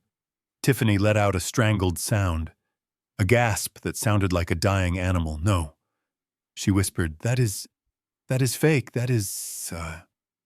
I clicked the remote again. A new image appeared, a spreadsheet. Bank records, transfers, dates, amounts. The $3.2 million debt to the Black Dragon Syndicate, the transfer of that debt to Phoenix Holdings, and finally a live feed from a hidden camera in the hallway, showing 2 uniformed police officers standing quietly outside the front door, waiting for my signal. I looked at my son. His face was gray, the color of ash. You wanted an intervention. Preston, I said, my voice cold and final. Well, you got one, but it is not for Veronica. It is for you. I looked at Mr. Sterling, the lawyer who was frantically stuffing papers back into his briefcase. Sit down, counselor, I barked. You are not going anywhere. You are going to witness this. I turned to Veronica. Stand up. My love, show them who you really are. Veronica stood up. She shed the blanket. She shed the confusion. She shed the act. She stood tall, her eyes blazing with a fire that had been suppressed for weeks. She looked at Tiffany, who was trembling in her chair. You wanted my life, Veronica said, her voice steady and strong. You wanted my house, you wanted my husband. Well, you can have the attention now, Tiffany, all of it. I walked over to the door and opened it wide. Gentlemen, I said to the officers, come in. Believe there has been a fraud committed here, a massive fraud, and I have the perpetrators right here in my living room. The intervention was over, the trial had begun, and the verdict was already written in the terror on my son's face. The silence in the living room was heavy and suffocating, like the air before a thunderstorm. Everyone was looking at me, waiting for the old man to break, waiting for me to sign the papers that would erase my wife's existence and hand over my empire. I sat there for a long moment, letting the weight of their betrayal settle on my shoulders. I looked at the television screen, where the image of the woman screaming about spiders was frozen, a digital portrait of madness manufactured by the people I was supposed to trust. I turned my gaze to Preston, my only son, the boy I had carried on my shoulders, who was now standing over me like a vulture, waiting for the carcass to stop twitching. I needed him to say it one more time. I needed him to commit to the lie so deeply that there would be no climbing back out. Preston, I said, my voice low and devoid of emotion, look at me. He hesitated, but then met my gaze. His eyes were hard, desperate. Are you sure? I asked slowly. Are you absolutely 100% certain that the woman in those videos is your mother? Are you sure? That is Veronica? Preston did not blink. He did not flinch. He straightened his tie, a gesture of arrogance that he had learned from me, but used without my integrity. I am sure, Dad, he said, his voice firm, echoing off the high ceilings. It is her car, it is her coat, it is her voice. I wish it were not true, but we have to face facts. She is sick, and she is out of control. I looked at Tiffany. She was nodding vigorously, dabbing at dry eyes with a tissue, pretending to be heartbroken, while her leg bounced with nervous energy. She thought she had won. She thought the finish line was crossed. And you, Tiffany, I asked, turning to her, you saw her leave. You saw her come back. You are certain this is not some mistake. Oh, Harrison, she sighed. It breaks my heart to say it. But yes, I saw her with my own eyes. I saw the madness in them. Good. I said quietly. I stood up. The cane I had been using as a prop fell to the floor. With a loud clatter, I did not reach for it. I did not need it anymore. I stood to my full height, straightening my spine, shedding the skin of the frail, confused grandfather. In a split second, the air in the room shifted. The temperature seemed to drop 10 degrees, Mr. Sterling. The lawyer shifted in his seat, sensing the change in atmospheric pressure. Dr. Aris loosened his collar. a bead of sweat appearing on his forehead. I walked over to the media console, my steps firm and measured. I did not look like a man in grief. I looked like a man at work if we are going to talk about facts. I said, my voice gaining power, filling the room. Then we should look at all the facts, not just the ones you edited. I pulled the flash drive from the television, the one containing their fabricated evidence, and I tossed it onto the coffee table. It skidded across the wood and stopped at Preston's feet. Then I reached into my pocket and pulled out another drive, a small silver one that looked like a bullet. I plugged it into the port. You showed us your movie, Preston, I said, picking up the remote. Now, let me show you mine. I pressed play. The screen did not show a motel room or a clinic. It showed a distorted circular view, a fisheye perspective looking out at a world that was tilting and moving. It took a moment for everyone to realize what they were seeing. What is this? Preston asked, his voice tight with confusion. Just watch, I commanded. On the screen, the camera moved. It was attached to something fabric, something beige.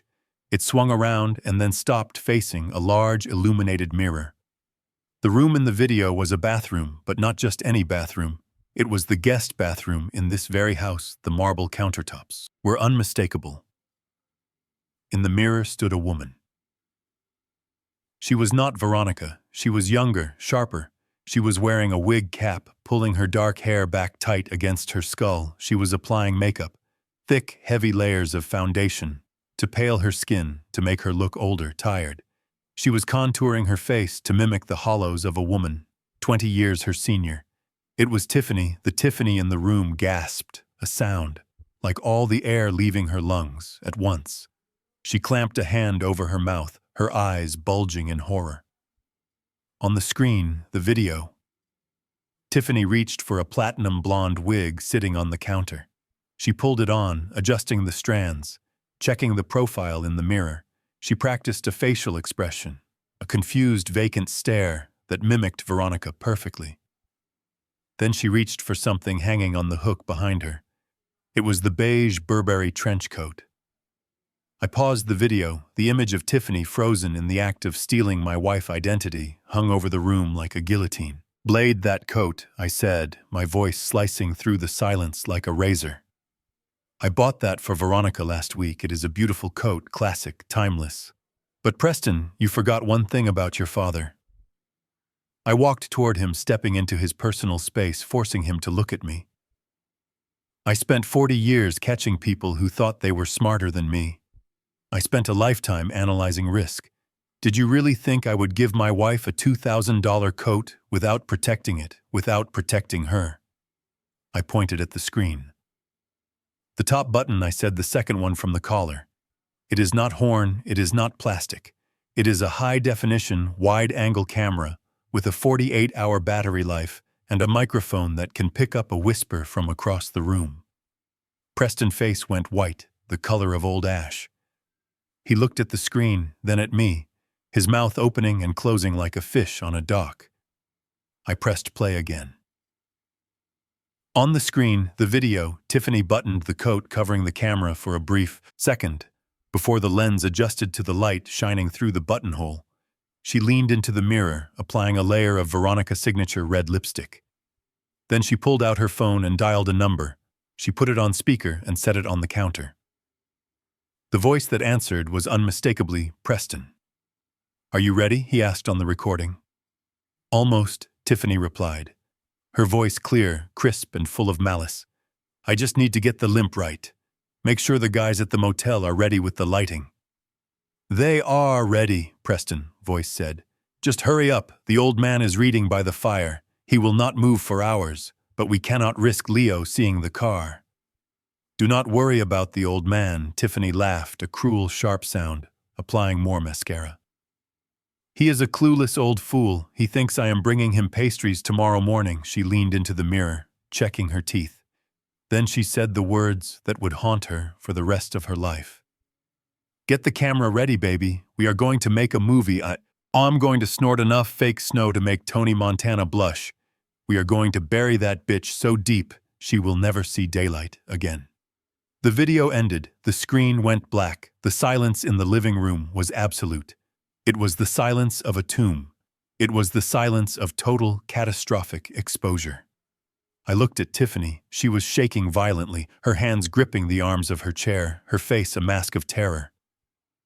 She looked at the lawyer, Mr. Sterling, who was slowly closing his briefcase, his face a mixture of shock and professional distance. He knew a sinking ship when he saw one. I looked at Dr. Aris, who was staring at the floor, looking like he wanted to vomit. He knew his medical license was as good as gone. And then I looked at Preston, my son. He was staring at the blank screen as if hoping the image would change, as if he could rewind time and undo the last 5 minutes. You asked if I was sure. I said, my voice quiet but filling every corner of the room. You asked me to sign papers based on the fact that your mother was crazy. I walked over to the coffee table and picked up the conservatorship papers. I ripped them in half, slowly, the sound of tearing paper echoing like a gunshot. Then I ripped them again and again until they were nothing but confetti. She is not the one who is crazy, Preston, I said, letting the pieces fall to the floor at his feet. She is not the one who dressed up like a caricature to frame an innocent woman. She is not the one who drugged her own mother-in-law to steal an inheritance. Preston looked up at me, tears streaming down his face, but they were not tears of remorse. They were tears of fear, Dad, he whispered.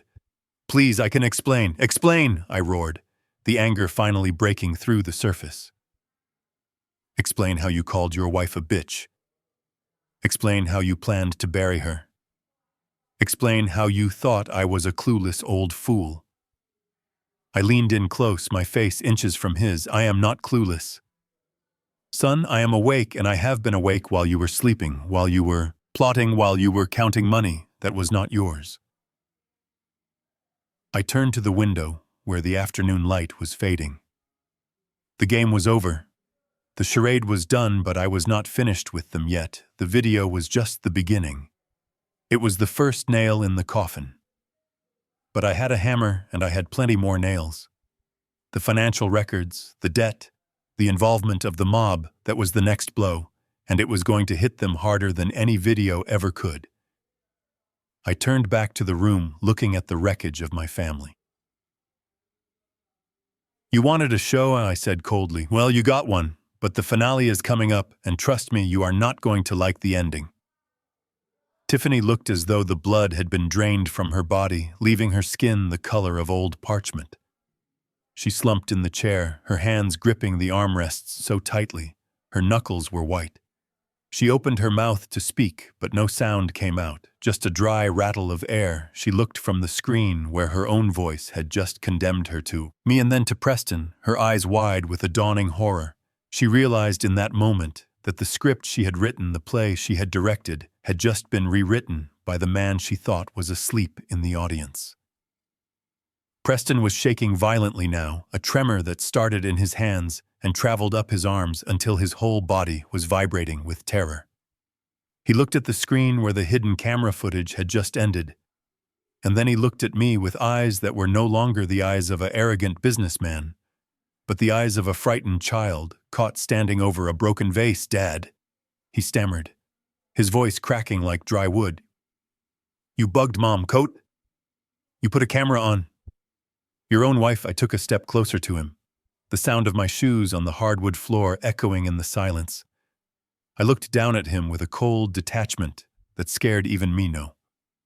Preston, I said, my voice steady and low like the rumble of distant thunder.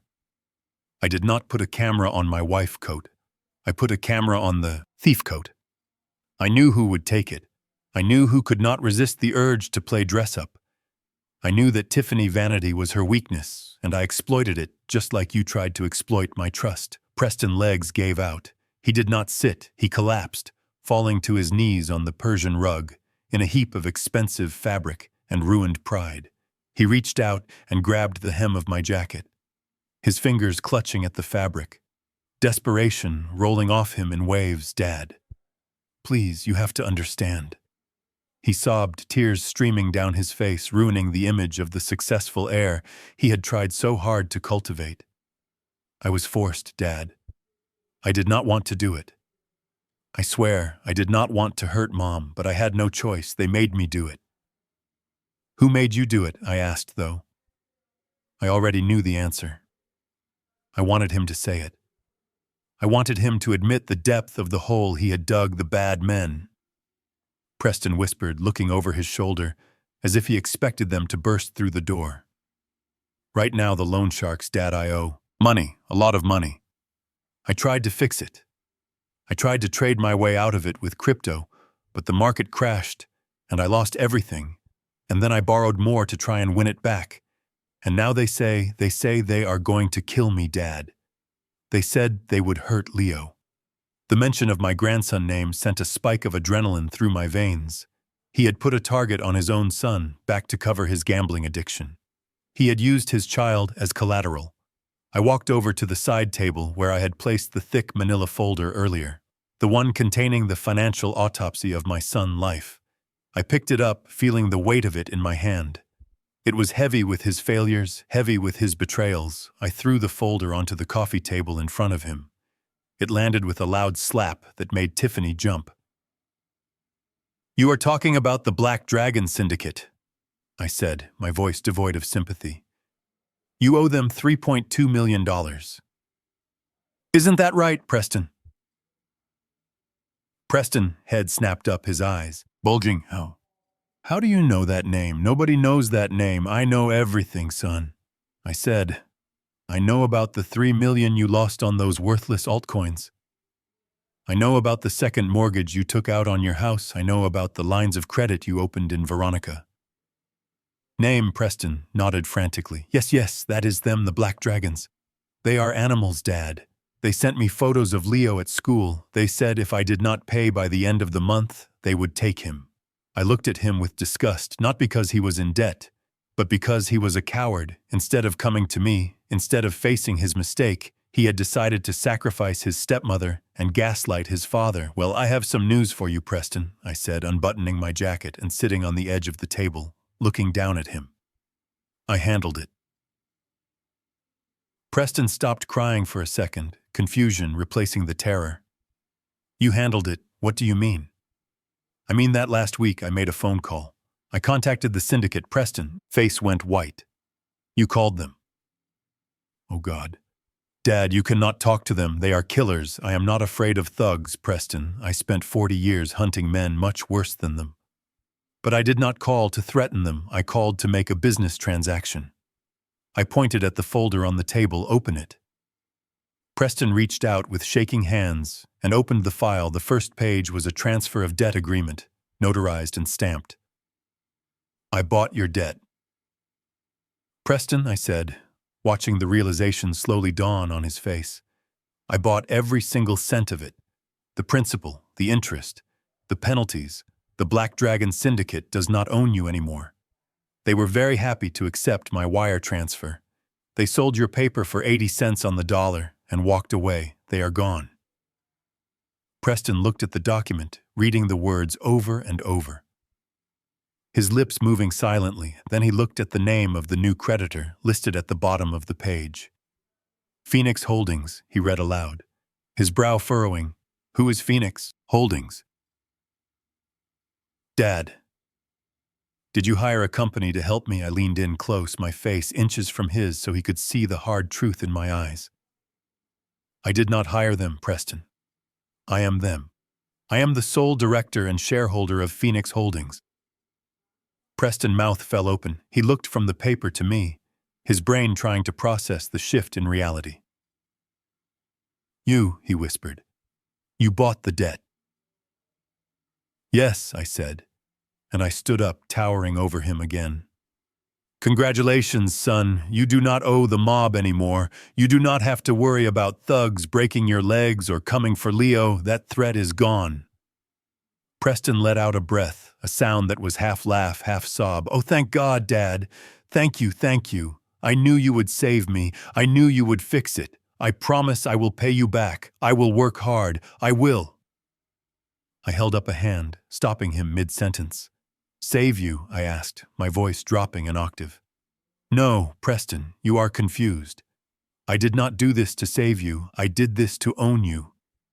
Preston's smile faltered, the relief dying in his eyes. What, you think the mob is scary? I asked, walking slowly around him, circling him like a shark. You think they are tough because they have baseball bats and guns. Son, you have no idea what scary is. I stopped in front of him and leaned down, my hands on my knees. The mob wants money. They are just businessmen with bad tempers. But me, I am a father whose son tried to put his wife in a mental institution. I am a grandfather whose son put his grandson in the crosshairs of a gang. I am not looking for a return on investment. Preston, I am looking for justice. Preston swallowed hard, his Adam apple bobbing in his throat. Dad, what are you saying? I am saying that I am your creditor now. I said, my voice cold as ice, and unlike the mob, I do not break legs, I break lives. I have the legal right to seize everything you own. Your house, your car, your accounts. I can garnish your future wages until you are 90. I can bankrupt you so thoroughly that you will not be able to get a credit card to buy a sandwich. Tiffany let out a whimper from her chair. She realized finally that the gravy train had not just derailed, it had exploded. She realized that the debt was now held by the man she had just mocked on video. I looked at Tiffany, then back at Preston.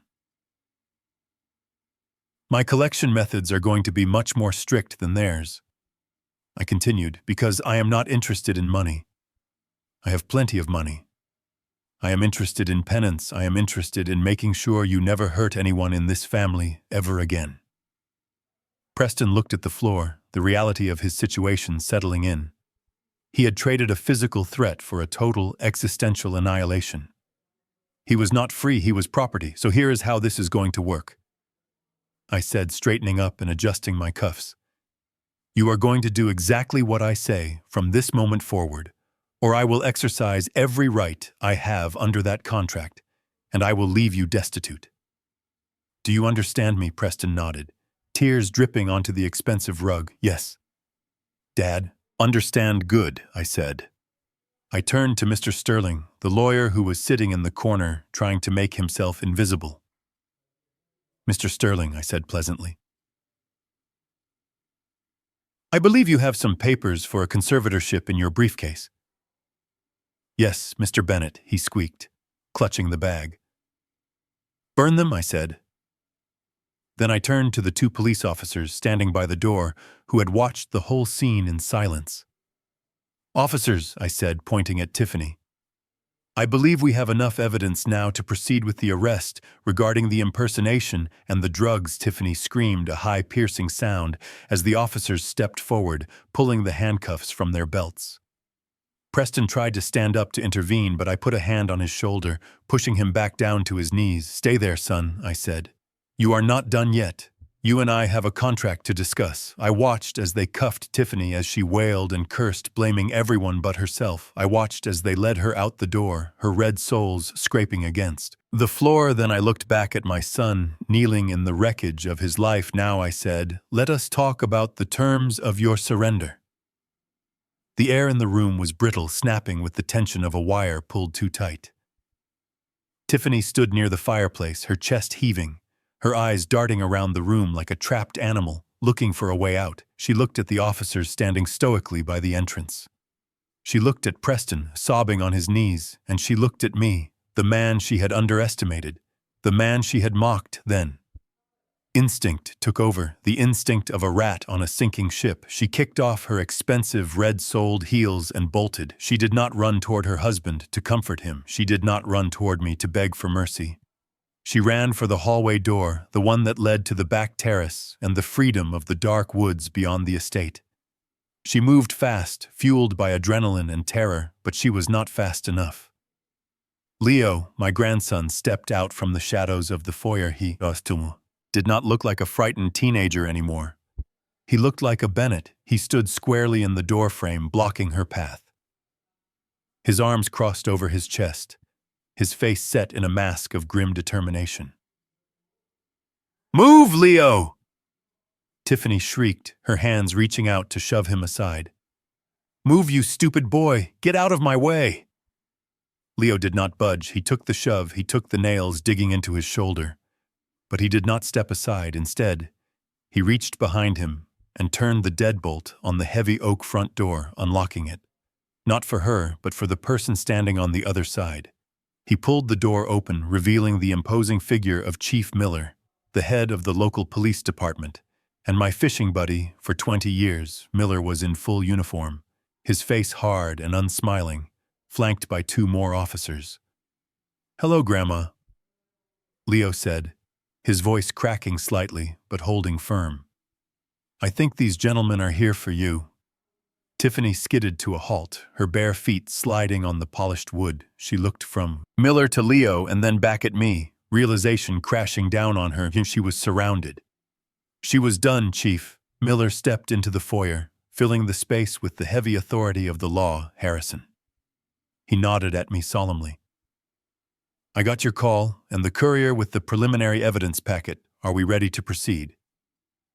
I walked over to the side table where I had organized the physical evidence in a neat stack. I picked up the black evidence bag, containing the vial and the syringe Carla the nurse had saved for me. "We are ready, Jim," I said, walking toward them, my steps echoing on the floorboards. I handed the bag to the chief. "This contains a syringe prepared by Mrs. Tiffany Bennett, intended to be injected into my wife, Veronica Bennett.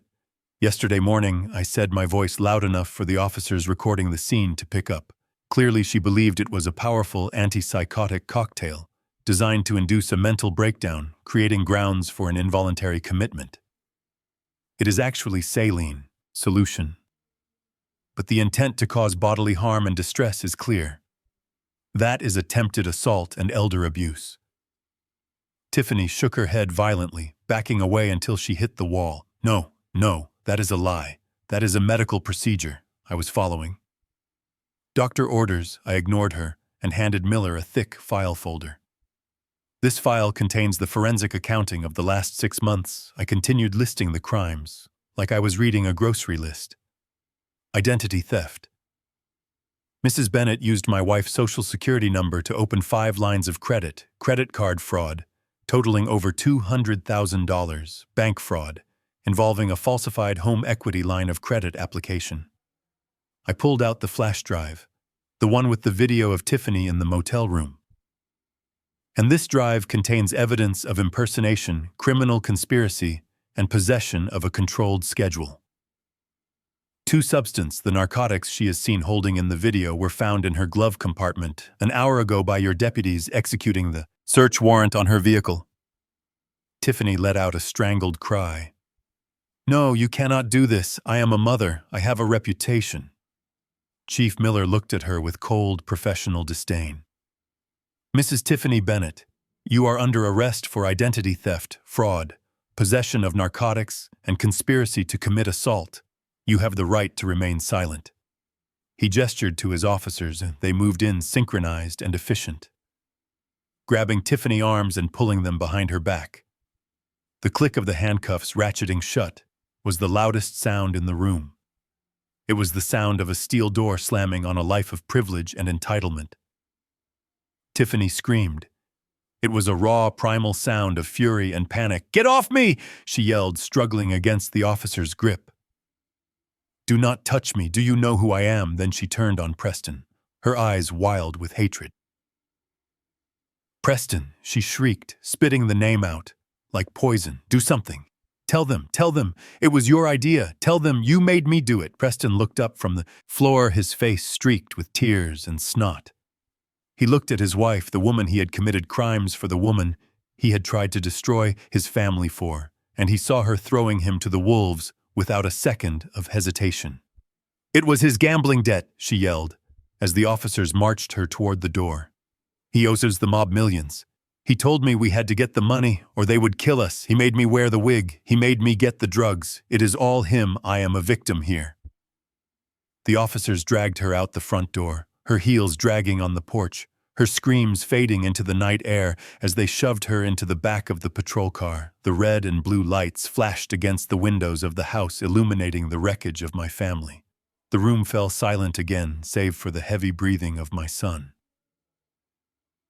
Preston was still on his knees watching the door where his wife had just been taken away. He looked small, pathetic, a man who had built his house on sand and was now watching the tide come in.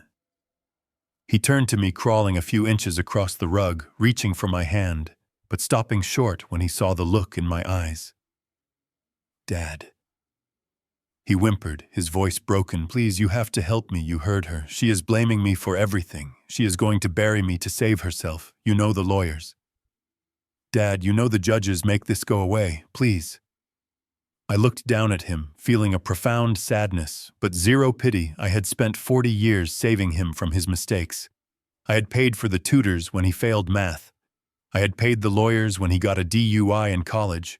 I had paid the investors when his first startup failed. I had been his safety net, his cushion, his fixer. "But you do not fix a rot, you cut it out. I am not going to help you, Preston," I said, my voice quiet and final. "But Dad," he pleaded, clutching his chest. "Am your son. You cannot let me go to prison. You cannot let me lose everything. I made a mistake, I know that, but I am family. Blood is thicker than water. Dad, please save me." I looked over, his head to where Leo was standing by the door. The boy was trembling, his face pale, but his eyes were dry. He was watching us, watching to see what kind of man his grandfather really was, watching to see if justice was real or if it was just a word rich people use to punish the poor. I walked past Preston and put my hand on Leo's shoulder, feeling the tension in the boy frame. "I am not saving you, Preston," I said, looking at my grandson. "I am saving Leo." Preston recoiled as if I had slapped him. "What? You were willing to let thugs threaten your son," I said, my voice rising with the heat of my anger. "You were willing to let your wife twist his arm and bruise his flesh to keep him quiet. You were willing to burn his future to pay for your gambling addiction. You are not a father, Preston. You are a hazard." I squeezed Leo's shoulder, letting him know I was there. "I was solid. I am removing the hazard," I continued. "I am cutting the cancer out of this house so that this boy has a chance to grow up without being poisoned by your greed and your weakness. I am not sending you to jail to punish you.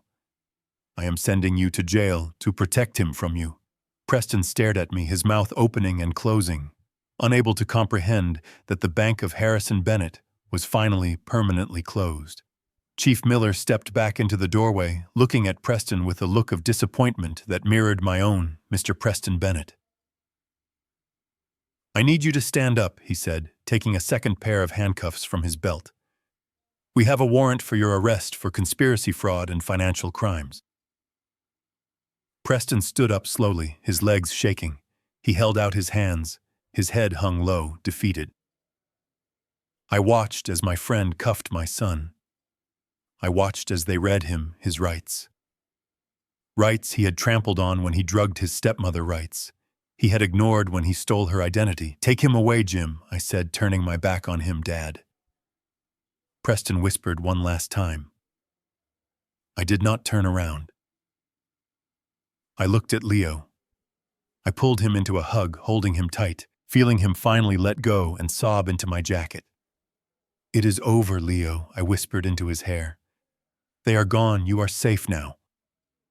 I heard the door close. I heard the engine of the patrol car start up and drive away, taking my son and his wife to the booking center, where they would be processed, fingerprinted, and stripped of their names, replacing them with inmate numbers. I held my grandson, the only Bennett left who was worth saving, and I felt the weight of the night begin to lift.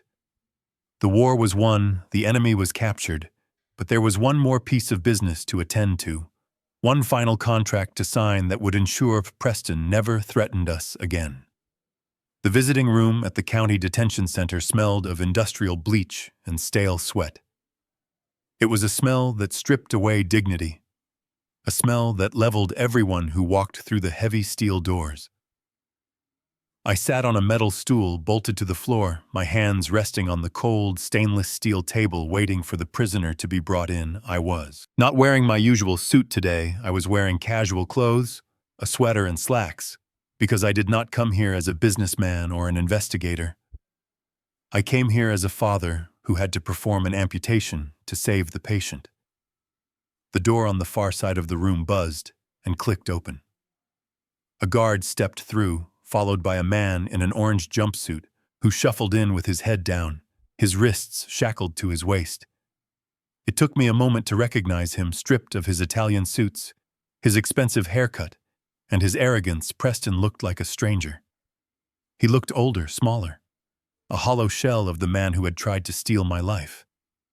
He sat down opposite me, the chains rattling against the table. He looked up, his eyes red and swollen, rimmed with dark circles of exhaustion. When he saw me, a flicker of hope ignited in his gaze, a desperate, pathetic spark. "Dad!" He croaked, his voice rough from disuse or crying. "Thank God you came. You have to get me out of here. It is a nightmare in here. The noise, the people, I cannot survive this. Please tell me you posted bail. Tell me I am coming home." I looked at him calmly, letting the silence stretch between us until his hope began to curdle into fear. I did not reach out to touch him. I did not offer comfort. I reached into my bag and pulled out a single thick document bound with a heavy clip. "I am not posting bail." "Preston," I said, my voice flat and even, "I'm not getting you out today, and you are not coming home, not to the estate, not to your house in Bel Air, not to the life you knew." "That life is over?" Preston, face crumbled. He looked like he had been physically struck. "But Dad, you said you bought the debt. You said you owned me. You can stop this. I do own you," I confirmed, opening the document on the table. "And that is why I am here. I am here to offer you a deal, a plea bargain between you and me." Preston leaned forward, straining against his chains. "What kind of deal?" I looked him in the eye. "I have spoken to the district attorney. I have shown him the evidence against Tiffany, the video, the drugs, the identity theft. She is going down. Preston, she is looking at 10 to 15 years, and she is turning on you. She is singing like a bird, telling them everything was your idea. She is trying to trade you for a lighter sentence." Preston whimpered. "I told you she would. She is a snake. She is." I agreed, "But here is the reality, son. I can corroborate her story. I can hand over the financial records that show you orchestrating the transfers. I can testify that you forged my signature. I can put you in a cell right next to her for the next decade." Preston started to cry, soft, jagged sobs that shook his shoulders. "Please, Dad, do not." Or I continued, my voice cutting through his tears, "I can tell the district attorney that you were a pawn, that you were manipulated by a sociopathic wife and forced under duress due to your gambling addiction. I can refuse to press charges for the fraud against my accounts. If I withdraw my cooperation on the fraud charges, the case against you weakens significantly. You might get off with probation and time served." Preston looked up, hope returning wildly. "Really, you would do that?" I held up a hand, silence. "I am not done, that is my offer. But it comes with a price.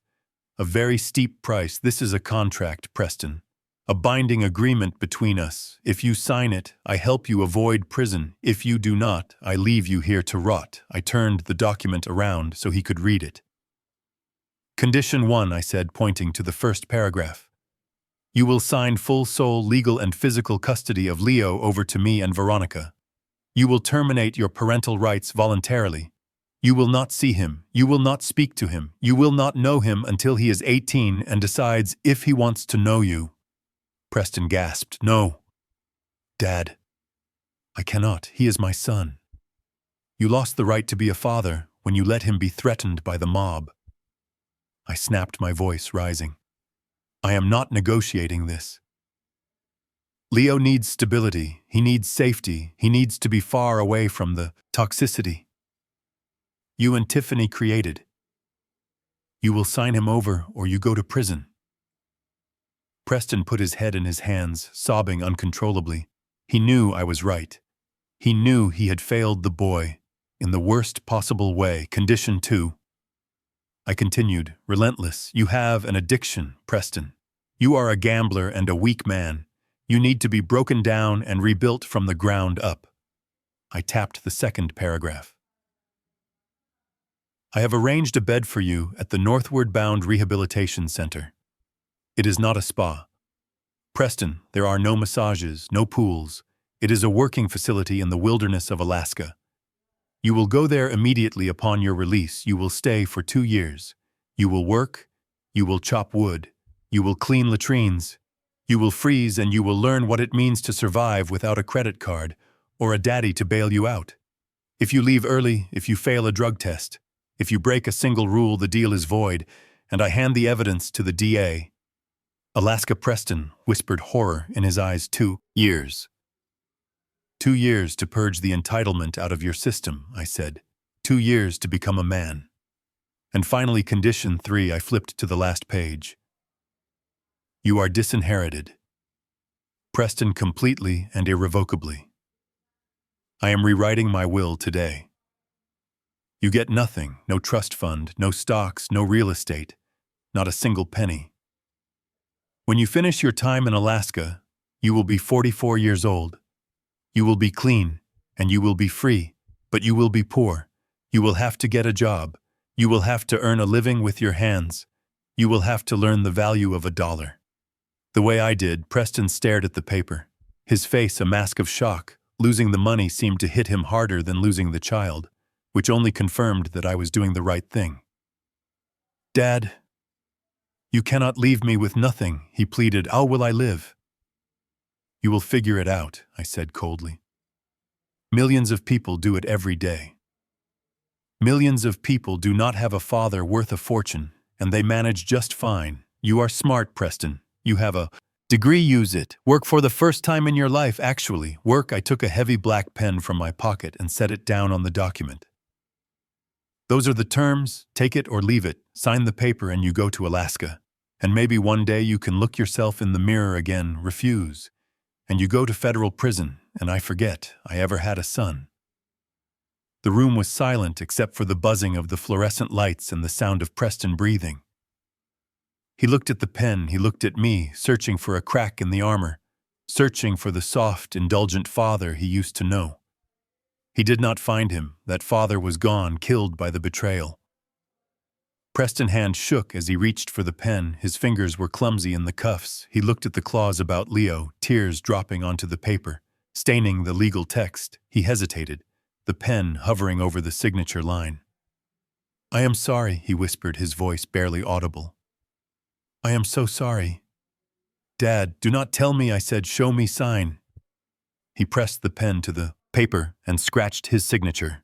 It was shaky, weak, not the bold, arrogant signature he used to sign fraudulent contracts. It was the signature of a defeated man. He signed the custody waiver. He signed the agreement to enter rehab. He signed the acknowledgement of disinheritance. When he was done, he dropped the pen and slumped back in his chair, looking small and broken. I took the papers and checked them, ensuring everything was in order.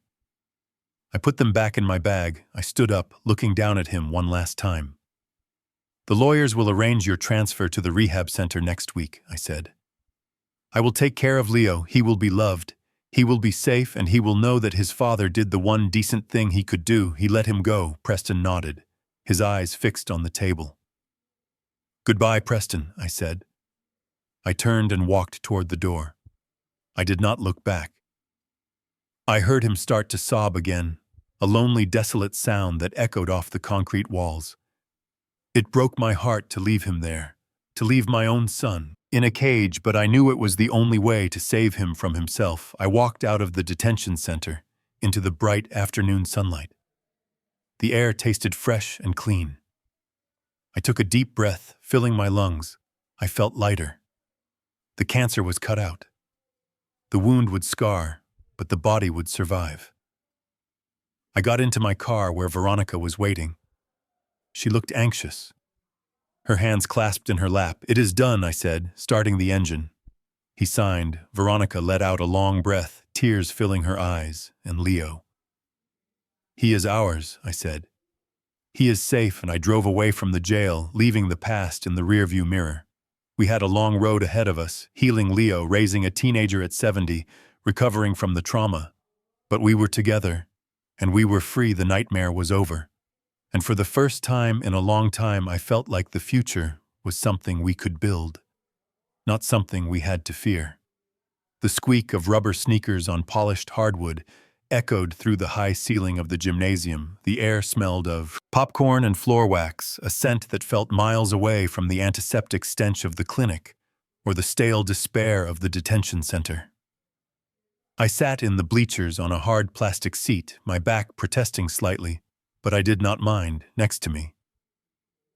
Veronica cheered, clapping her hands, her face flushed with excitement. She looked radiant.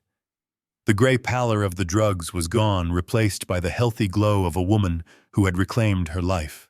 She was wearing the Burberry coat, the real one, not the prop Tiffany had stolen, and she wore it like armor.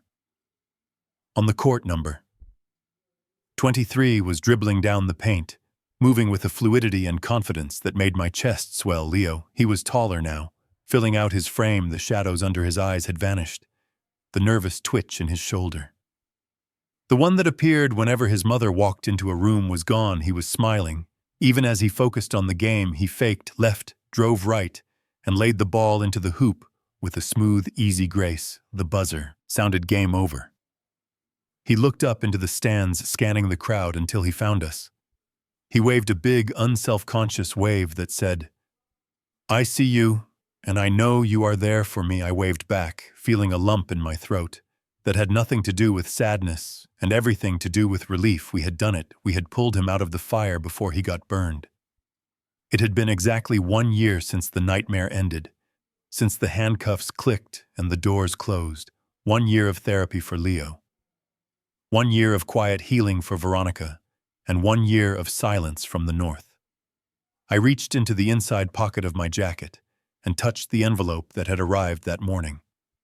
It was thick, rough paper, slightly crumpled. The postmark was stamped Dutch Harbor, Alaska. I had not opened it in the house. I wanted to read it here, surrounded by the evidence of my victory, surrounded by the safety I had bought with my ruthlessness. While Veronica went down to the court to hug Leo, I stepped outside the gym into the crisp autumn air set leaning against the brick wall of the school building. I tore open the envelope. There was no request for money inside. There was no guilt trip, no excuses, just a single sheet of lined paper covered in handwriting that was rougher than I remembered, scrawled by hands that were likely calloused and sore. "Dear Dad," the letter began. "I am writing this from the bunkhouse. The shift just ended. We processed 40 tons of cod today. My back feels like it is breaking, and I smell like fish guts that will never wash off. And for the first time in my life, I feel useful. I know you probably hate me. I know I deserve it, but I wanted you to know that you were right about the cold. It wakes you up. I have not made a bet in 6 months. I have not told a lie in 6 months, mostly because out here, if you lie, the ocean kills you, or the foreman knocks you out. I think about Leo every day. I hope he is happy. I hope he forgets the man I was, and maybe someday gets to meet the man I am trying to become. Do not send money. I made my rent this week with my own hands. Tell Mom I am sorry. Tell her I am sorry I was weak." I signed the paper. Preston. I lowered the letter, my hand trembling just a fraction. He did not ask for bail. He did not ask for a transfer. He did not ask for a lawyer. He simply told me he was working. For 42 years, I had tried to buy him a personality. I had tried to cushion every fall. And in doing so, I had crippled him. I had turned him into a soft, entitled monster who thought the world owed him a living. It took sending him to the edge of the world. It took stripping him of his name and his comfort to finally introduce him to reality. I folded the letter and put it back in my pocket. I would show it to Veronica later tonight. She would cry. But they would be tears of hope, not despair. Preston was alive. He was suffering, yes, but it was the suffering of growth, the suffering of a muscle tearing, so it could rebuild stronger. He was finally becoming a man, 12 months in a fish. Cannery had done what 4 decades of private schools and trust funds could not. I looked through the glass doors of the gym inside. Leo was laughing with his teammates. Veronica was handing out orange slices, acting the part of the proud grandmother perfectly. She was safe. The sharks were gone. The imposters were in prison or in exile. I realized then that this was my greatest case, the investigation of a lifetime. I had caught the bad guys. I had saved the victims and I had recovered the assets. But the asset was not the money. The asset was the boy inside that gym. Tipalpul say blood is thicker than water. That family is everything. And you should support them, no matter what, but they are wrong sometimes to protect the clean blood, to save the future. You have to cut off the necrotic tissue. You have to be the surgeon who removes the rot so the body can survive. I did not lose a son that day in the jail. I saved him. I taught him the lesson. I should have taught him 20 years ago, the lesson that there is no free lunch in this world, that actions have consequences, and that no crime goes unpaid. I watched Leo walk toward the door, his gym bag slung over his shoulder. He looked happy, he looked light. He did not look like a boy who was afraid of his parents anymore. I pushed off the wall and walked to meet them. "Ready to go, Grandpa?" Leo asked, grinning. "Ready," I said, putting my arm around his shoulders. "Let us go home." We walked to the car, the Lexus gleaming in the parking lot, the same car that had been used to frame us, now just a vehicle again. I drove them home, listening to Leo recount every play of the game, listening to Veronica laugh, and for the first time in a long time, the silence in my head was not the silence of a hunter waiting for prey. It was the silence of a watchman who knows the gate is secure. My name is Harrison Bennett, and I am the silencer. I silenced the greed, I silenced the lies, and in the end I silenced the fear in my family. That is a legacy worth more than any trust fund. Sometimes the people we love the most are the ones who need the hardest lessons. True love is not about saying yes, it is about having the courage to say no, to say stop, to say enough. Enabling is not love. It is a slow poison, breaking the cycle of dependency and entitlement. Is the hardest thing a parent can do, but it is the only way to raise a child who can stand on their own 2 feet. If this story resonated with you, if you have ever had to make a tough choice to save someone you love from themselves, please hit that like button and share this video. It helps us reach more people who might be struggling with these same hard truths. Subscribe to the channel for more stories about justice, resilience, and the reality of life. Tell me in the comments, have you ever had to practice tough love? How did it change your relationship? I read every comment, and I want to hear your story. Until next time, stay strong, stay vigilant, and remember, family is what you build, not just what you are born with.